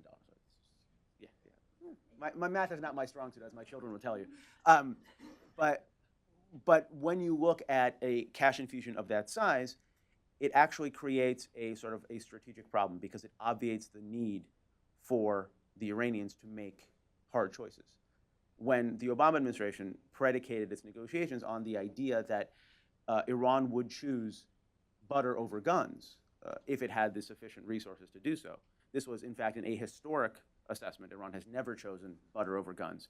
But it was also a spurious one because the scope of the relief that we have provided to the Iranians is so large that they are not forced to make these choices. They can actually capitalize, spend money on infrastructure, spend money on institutions, and embark upon a very large military modernization, which is precisely what is happening. Iran has added billions of dollars to its annual defense budget, and it has moved forward on development of strategic capabilities that are increasingly putting strain on the existing systems that we have deployed in order to guard against the Iranian nuclear and ballistic missile threat. The second reason we're sort of in a very difficult space, policy space, with regard to Iran is that this is a temporary arrangement. The sum total of the provisions of the JCPOA sunset in the early 2020s, but some of them sunset a long time before that. And as a result, this is not a permanent solution to Iran's nuclear ambitions, nor is it a permanent arrangement that we can verifiably count upon to limit Iran's capabilities into the future. This is the policy equivalent of kicking a nuclear can down the road. The third reason is that the JCPOA, contrary to the fervent hopes of the Obama administration, actually incentivizes proliferation. And it does so in a very simple way. The most charitable description that I could provide to you is that President Obama misspoke when he said that the JCPOA closed off all avenues for Iran to acquire a nuclear weapon. Have it as you will. Have it as you will. This is so because Iran can acquire a nuclear capability by developing it indigenously, but Iran can also acquire a nuclear capability by buying it, by procuring it from abroad. And the JCPOA, the lion's share of the arrangements in that agreement, focus only on Iran's domestic development of a nuclear capability. They spend very little time beyond sort of, palliative words talking about Iran's proliferation activities. It makes no reference at all to Iran's long-standing strategic partnership with the North Korean regime on both ballistic missiles and also on nuclear know-how. And as a result, we have incentivized Iran to pursue that second path to nuclear acquisition. As we increase scrutiny on their domestic development, the Iranian regime is incentivized to look abroad for answers, and it creates an additional challenge for us to monitor and also to counter. And the third is that the JCPOA, and sort of I think most germane here, the JCPOA is incomplete. Early in the negotiating process, incomprehensibly to those of us who have either engaged in negotiations for the US government or, like myself, are recovering lawyers, the administration voluntarily ceded the high ground on an issue that's crucial to American security, which is that of Iran's ballistic missile arsenal. As a result of pushback from the Iranian negotiating team, the Obama administration's negotiators agreed to voluntarily remove ballistic missiles from the scope of work of the Iran nuclear agreement. And the reason they did this was to facilitate progress on the nuclear program, but as of yet, I have not heard a sufficient or a comprehensive answer that satisfies me on how the Obama administration could really divorce the idea of removing delivery systems of that same capability and assume that they have a comprehensive response. And in fact, very predictably, what you've seen happen since the passage of the JCPOA has been Iranian investments in this precisely unfettered category. In fact, as a result of the JCPOA, international language passed by the UN Security Council restricting Iran's ballistic missile development has moved from compulsory to notional, to sort of an advisory opinion rather than a directive from the UN Security Council. And the Iranians have taken this new latitude and they have run with it to the point where Iran is now making major strides, as a recent study that my institution, the American Foreign Policy Council, published, maps out major strides in both the quantity and sophistication of its ballistic missile arsenal, but also in the quantity and sophistication of the theater missiles and the shorter range missiles that it's building. Iran has also, parenthetically, become a major missile proliferator. This is a sort of a category or a designation that was usually left mostly for North Korea. North Korea has made a long and fairly lucrative trend line of selling missile parts to the Middle East, for example. But Iran is increasingly moving into that space. The ramp up in the capabilities of terrorist organizations like Hezbollah is directly proportionate to the type of technology and the type of transfer that's happening now from the Islamic Republic of Iran. And it is a capability that increasingly is putting strain on our regional alliances in the Middle East, and it's increasingly putting strain on the ability of regional defenses to counter them resolutely. We are now sort of in a decision cycle, a new decision cycle with regard to the Iran nuclear deal. The big debate here in Washington now and in the next couple of months is whether the Trump administration will fix the Iran nuclear deal or whether it's going to nix it. The Trump administration has been, I think, pointedly vague about what fixes are actually necessary in order for it to be satisfied with keeping this agreement in force. That may be partially due to the fact that many in the administration think that the agreement is fundamentally deficient on its face. Someone who shares that goal or shares that perspective is the incoming Secretary of State, Mike Pompeo, who has been a vocal advocate of moving beyond the agreement, of nixing the Iran nuclear deal and moving beyond. The question is, to what? And this is where I think this brings us back very clearly to the discussion of comprehensive defense and of refocusing on ballistic missiles as a threat and ballistic missile defense as the answer to a post-JCPOA environment in the Middle East that the U.S.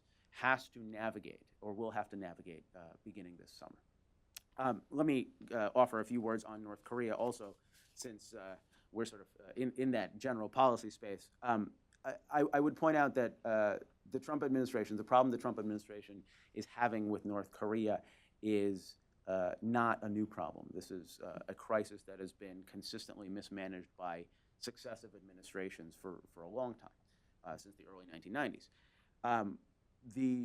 I would argue that the reason that this conflict this crisis has become so stubborn and has defied resolution is because there's a fundamental failure to understand the North's key strategic goals.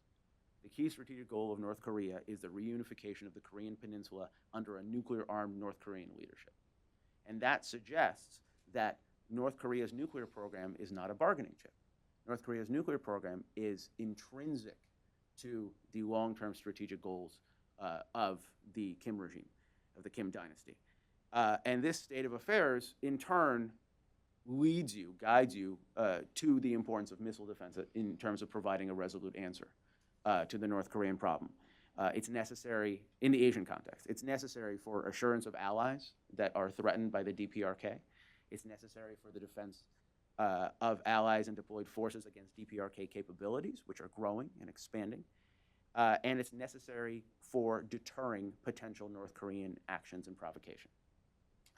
Yet it's clear also that the North Korean capabilities are expanding in such a fashion that they strain existing systems that are deployed now or are being deployed in the near future in the Asian theater, which brings us back to sort of to where we started this morning, which is the enduring importance of a comprehensive missile defense. For years, the U.S. has voluntarily limited its missile defense capabilities for political and for economic reasons. And here, I think it's germane to point out that this is the strategic equivalent of what Patrick Moynihan would call defining deviancy down. We have voluntarily defined down the robustness and the comprehensiveness of our system in favor of near-term political objectives. But at the end of the day, the first duty of government is to provide for the protection of its citizenry. So as we look at these growing threats abroad, as we look at growing strategic challenges in the Middle East, growing strategic challenges in Asia, we have to understand that missile defense is essential to this discussion, not only as the strategic glue that will bind our alliances to us and provide for the durability of our alliances, but also as part of the conversation of a comprehensive defense system that will invalidate and shape in a more constructive direction the activities of these rogue regimes. Becky started by reading from President Reagan's speech. I'll end by reading from President Reagan's speech. At the end of his speech, of the March 23rd speech, he talks about that the United States seeks neither military superiority nor political advantage. Our only purpose, one all people share, is to search for ways to reduce the danger of nuclear war. We are now at a moment where revisionist regimes are pushing up against the boundaries of the post-Cold War order and doing so in a way that fundamentally challenges American security. The conversation about a comprehensive defense, and in this case particularly, we're talking about defenses that are missile defense systems that are capable of boost phase defense, which necessitates a conversation about space-based defense. Has long been, certainly since the advent of the Clinton administration, the third rail of missile defense policy. Right? We don't talk about it, we don't really look at it, and we really don't examine the feasibility. I would end by saying that as the strategic environment becomes more competitive and more fraught, this is a conversation that is long overdue to be reopened, and this is something that the new administration here in Washington should really give some thought to as it begins to think anew about how to provide comprehensive defense. I'll stop there. Thank you.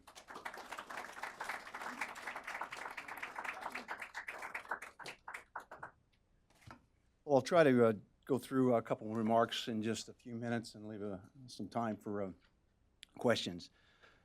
It's an honor and humbling to be here this morning, having been essentially forward deployed in the middle of defending the country for most of my career, Europe and Japan primarily.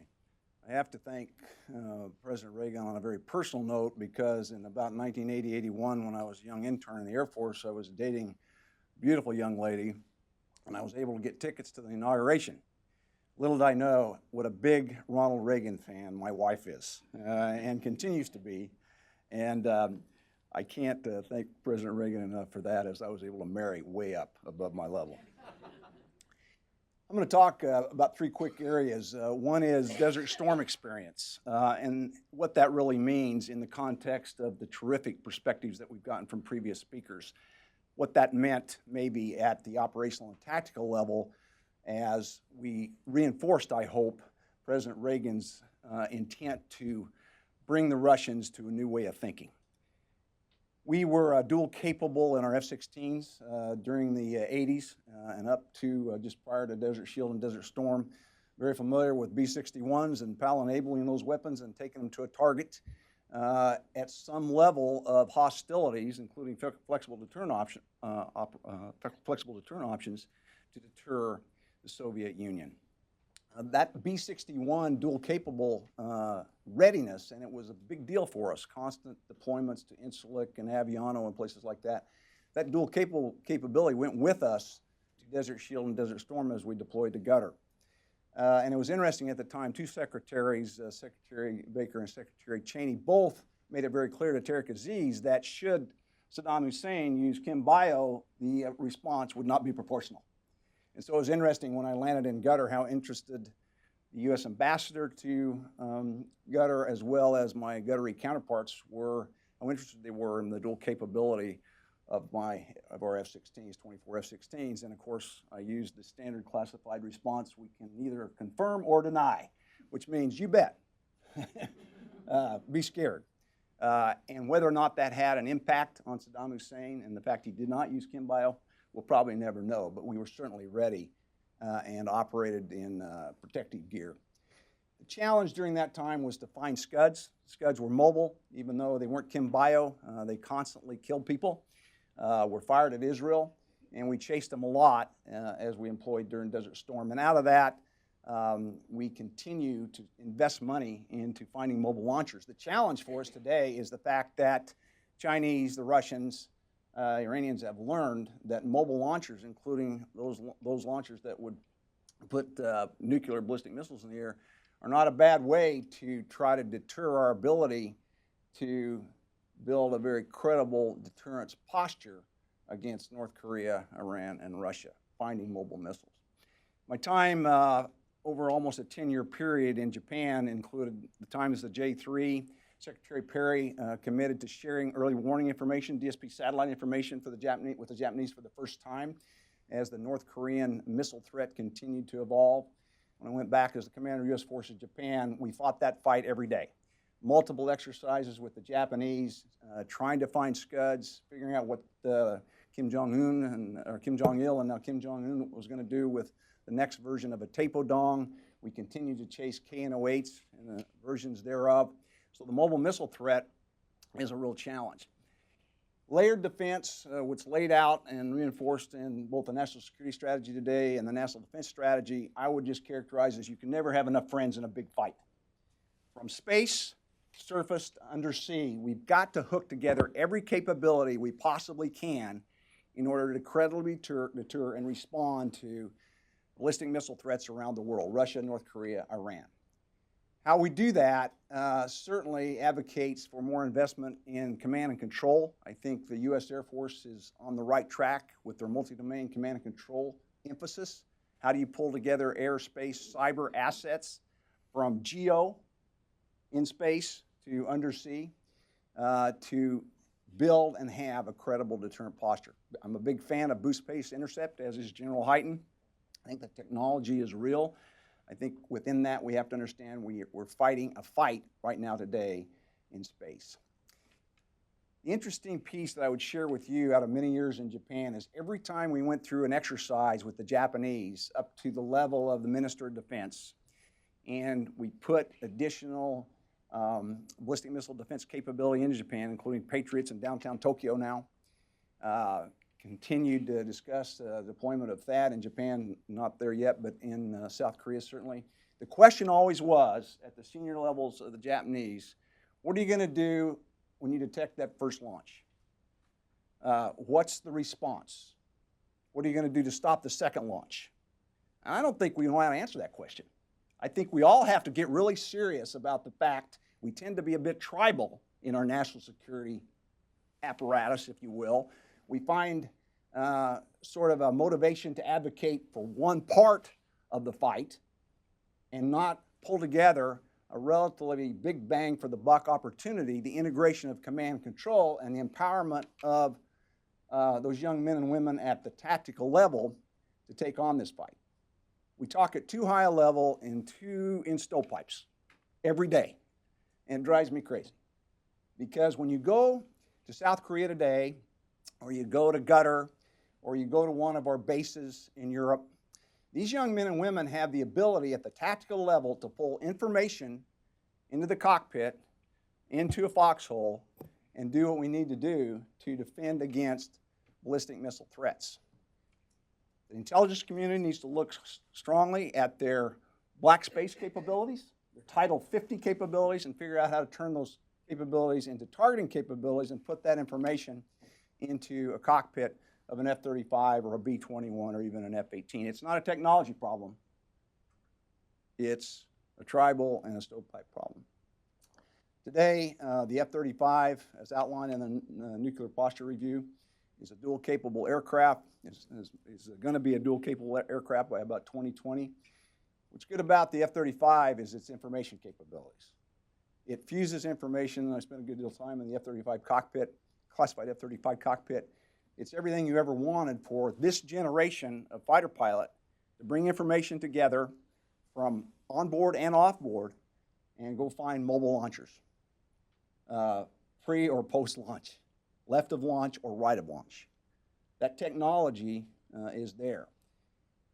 The only thing that's preventing it from being even better is full integration of that capability, as an example, with the rest of the Air Force, Army, and Navy and intelligence community assets that are out there that the taxpayer pays great dollars for, big dollars for, and bring that capability to Ronald Reagan's vision to absolutely and very credibly deter the next launch of a nuclear weapon against the United States of America. Thanks very much. I appreciate the opportunity to talk to you all. What I'd like to do is have our panel please come up, the 5 people come up here on the dais, and that I will have a few questions we'd like to ask. Becky, can we go a little longer than noon? Okay, just a little. Okay. Please don't leave. These are, excuse me, Bob. I'm going to take the opportunity to ask the whole panel the first question, but I'm going to start with Sven. And that is, even within the administration, once you announced SDI in March of 1983, we had it not only with Congress and the media and the NGOs and the professional community department, is the struggle to get people to accept the idea and to move forward with the research and development, albeit we couldn't do actual deployment yet of a national missile defense. But we have this problem today in particular, which is going to be my second question. I'd like everybody to take just a minute and deal with the question of what you see as the major obstacles of getting the community, the national security community, to accept moving forward in the right way, even once we've figured out that's the way to go. Sven? Thank you, Peter. We've said before that the concept of MAD was at the root of the Abm Treaty, which was at the root of which was being called the Center of Strategic Stability. Illusions like that are pervasive on every issue you touch. I have worked in the White House for 4 presidents and 8 national security advisors. No serious problem they get is a problem. They're all dilemmas. They all demand that you open your mind and your heart and remember what the national goals are. If they're peace and freedom and protection, then find what does that, and don't believe in foolish dogmas that have outlived their time. So that requires, A, the vision and the fortitude and the leadership and the communication skills of a president and of his team in that area. And when that is absent, it's much harder, because what is now called the deep state, and I was a bureaucrat, a civil service person who worked from Kennedy through Bush, too.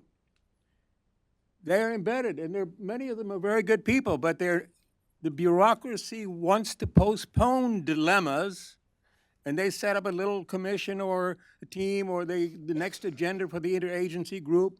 It's like herding cats.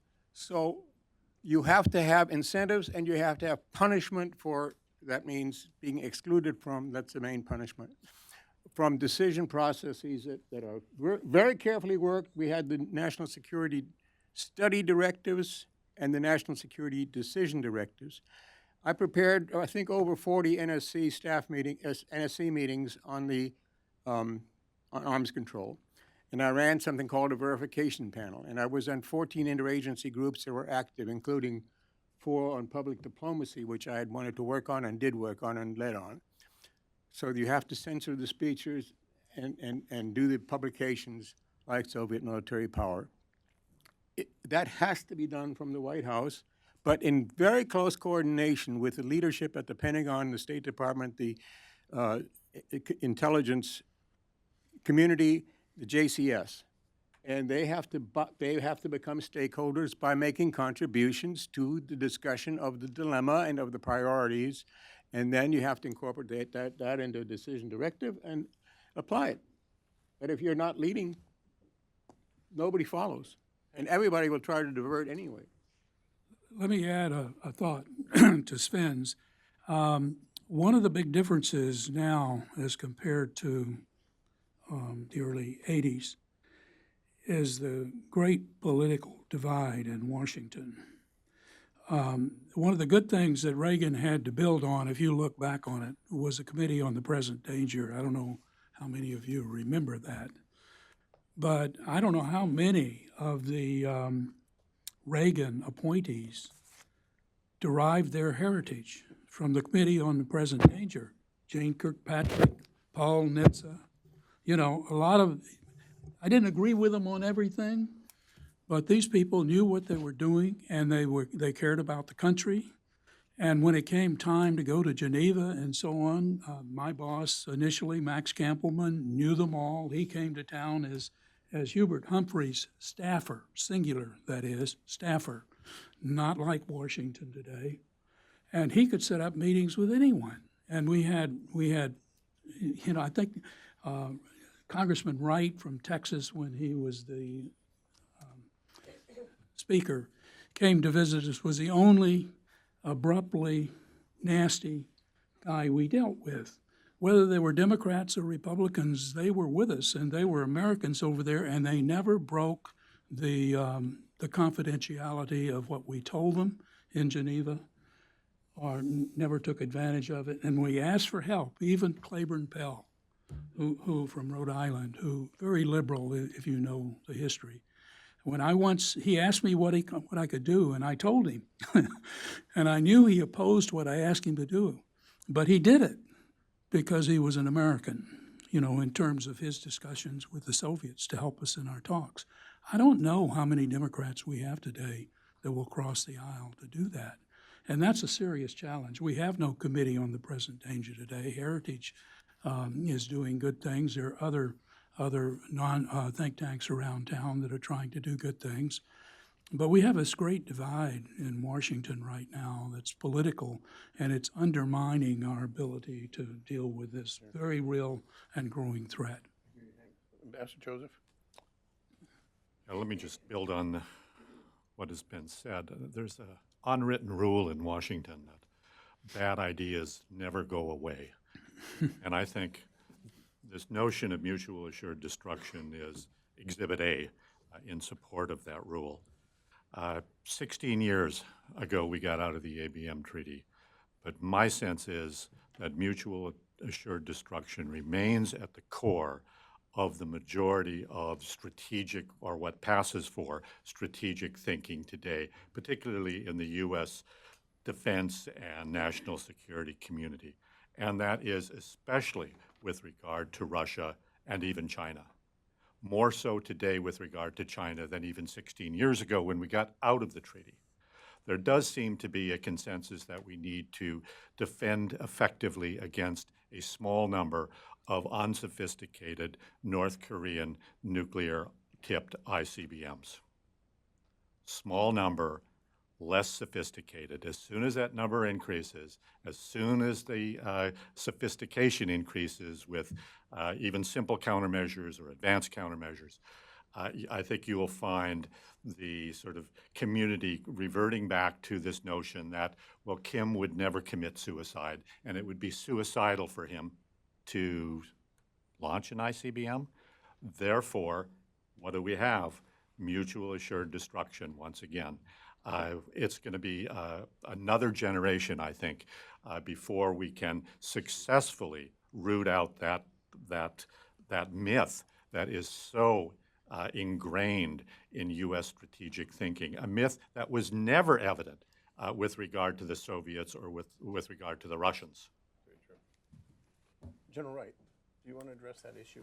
I'm particularly interested in within the military of trying to get over the hurdles of being told, we can't do that, or that technology is not available, or let's go study it. As General Hyten said at one of my breakfasts, he said, Peter, we are never at a loss to make things more confusing and take more time and spend more money. I just offer kind of, it's anecdotal.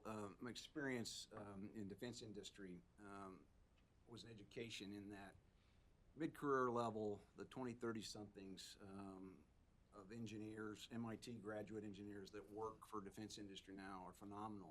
That young group of women and men, they match generationally a group of young men and women in our military who have the same entry-level SAT scores. And that group is not well empowered at all. In fact, in many ways, they're disenabled. They're suppressed by the current acquisition system. How you bring those young men and women to the front to counter the rapid advances in Chinese technology, certainly Chinese space weapons capability, is going to be key and remains our secret sauce in this country. We're not enabling them as much as we can and should. We've got to find the right mission set for them, and we've got to find a down leveling, if you will, of the bureaucracy that gives them the opportunity to be successful. Elon, do you want to address that? Yeah, just really quickly, just sort of jumping off of the bureaucracy point.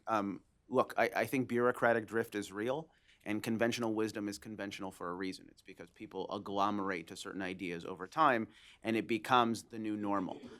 And in the context of doing defense policy, the experience of the last administration has been that if you are timid, you sort of reinforce all of these ideas. You reinforce foreign policy tropes to the disadvantage of America's strategic position globally.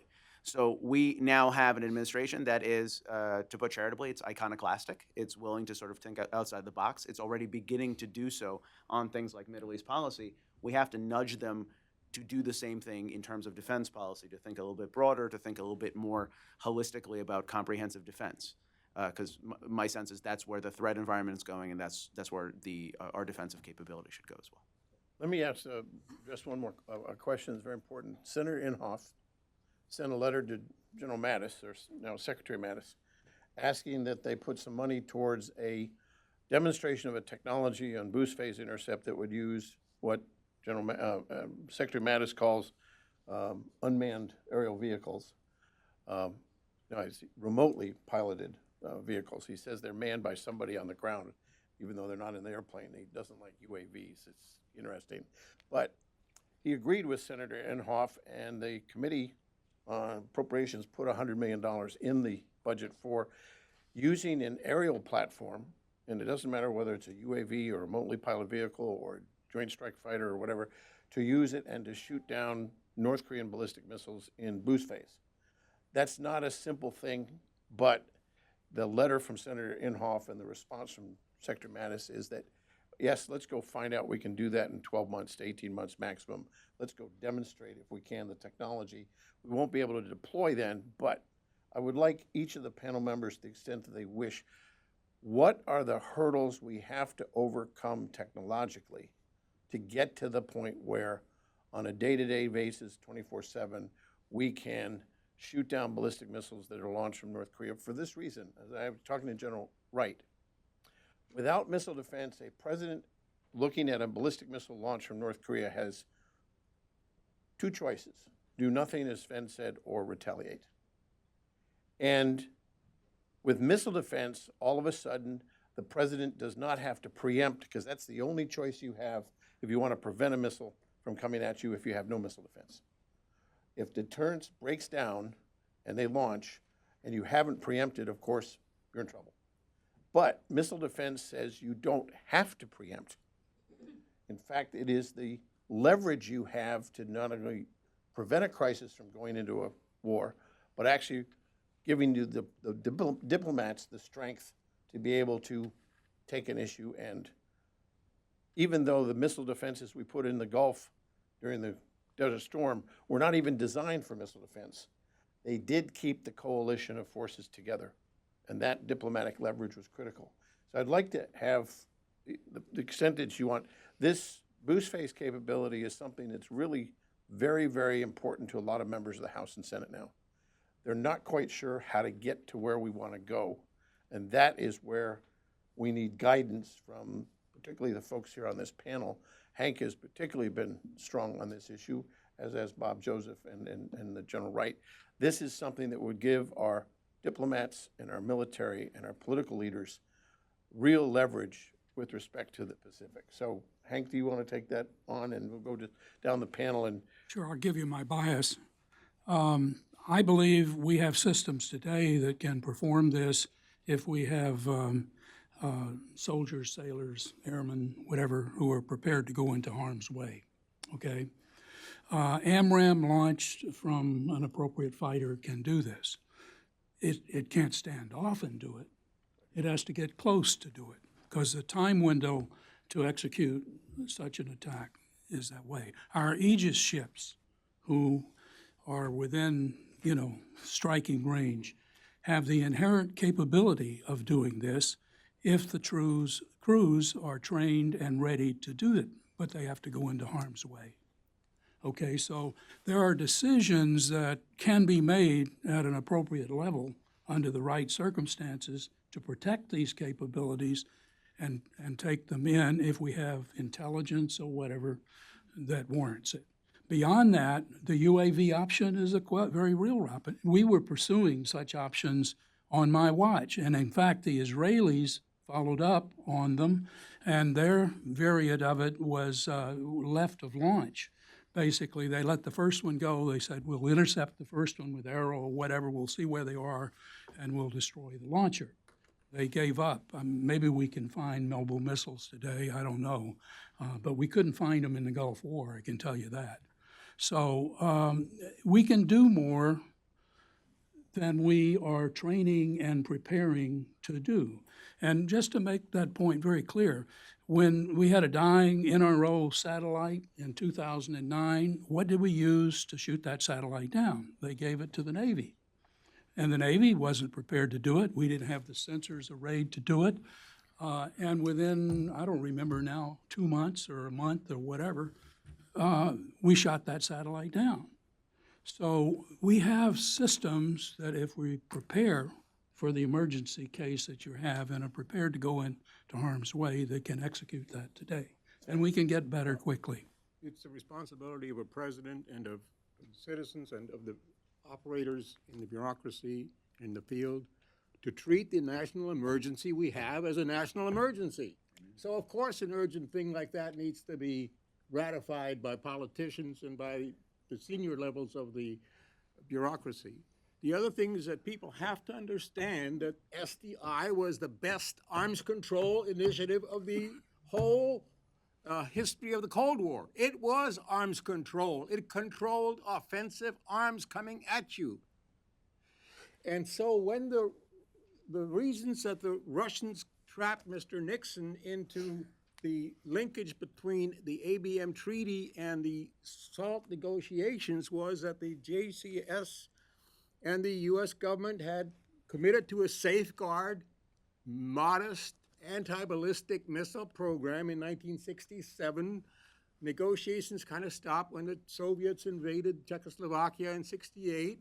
But on Inauguration Day of 1969, Mr. Nixon got a message from Russia, from the Soviet Union, saying, we are ready to negotiate. And we want to negotiate arms limitations. They didn't dare say reductions. That it wasn't until Reagan. Limitations of capping the arms races.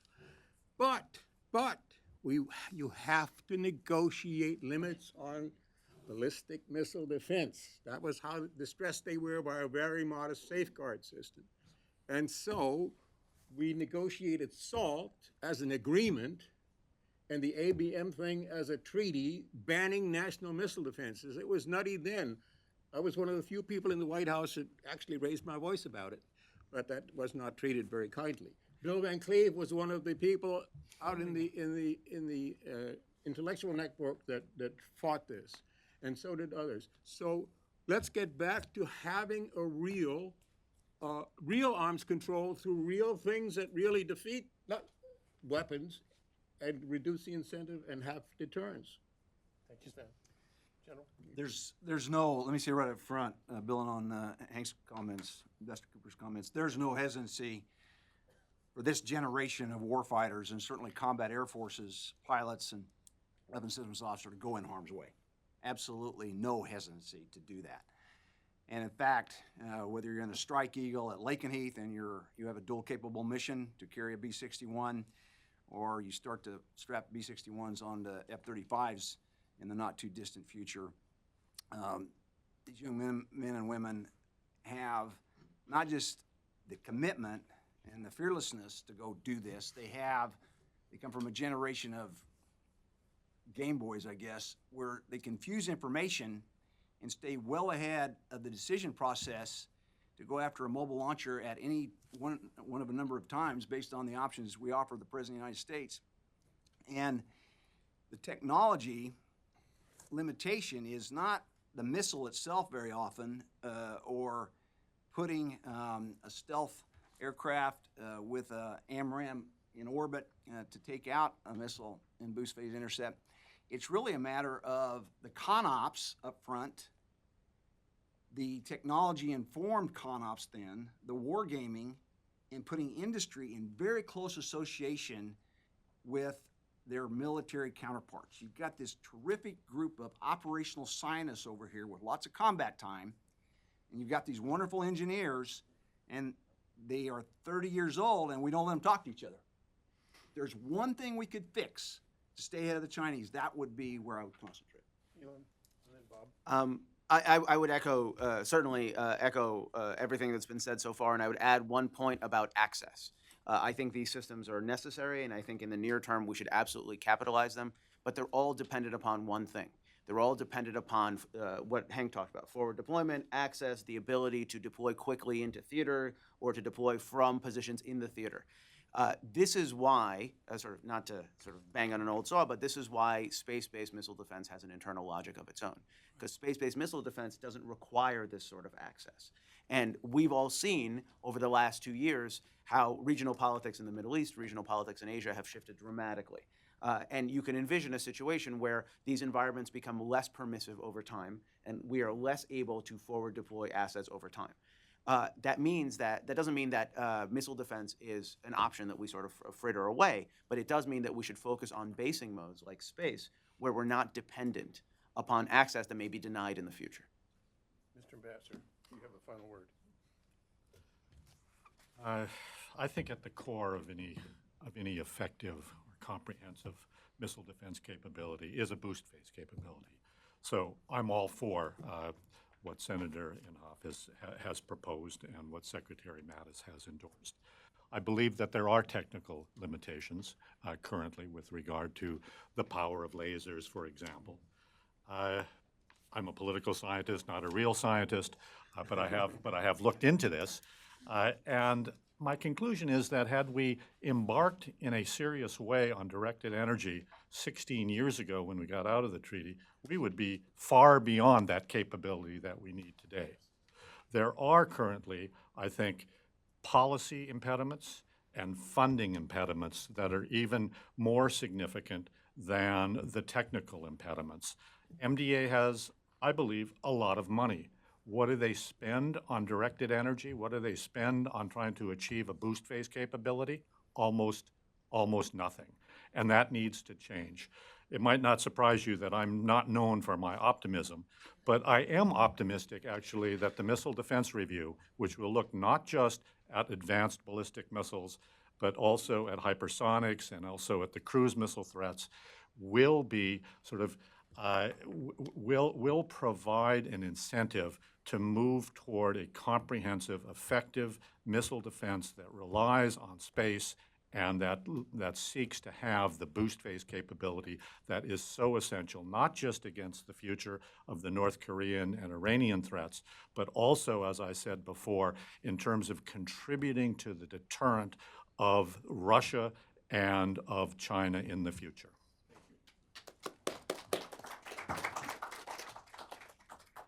Well, this was really spectacular. I think one of the points that I want to make as we thank our distinguished panelists, and I thank the co-sponsors of today, the Mitchell Institute, the Reagan Alumni Association, and American Foreign Policy Council. We don't come together necessarily just to look back, but to see the foundation that was laid by those who came before, the shoulders on which this current leadership of our country needs to stand. And so I think it's been a productive, exciting opportunity for us to do this today. I thank you all very much. We'll have future opportunities like this, but let's give our panelists and our co-sponsors a round of applause. Thank you again for being here today. Thank you. Thank you all.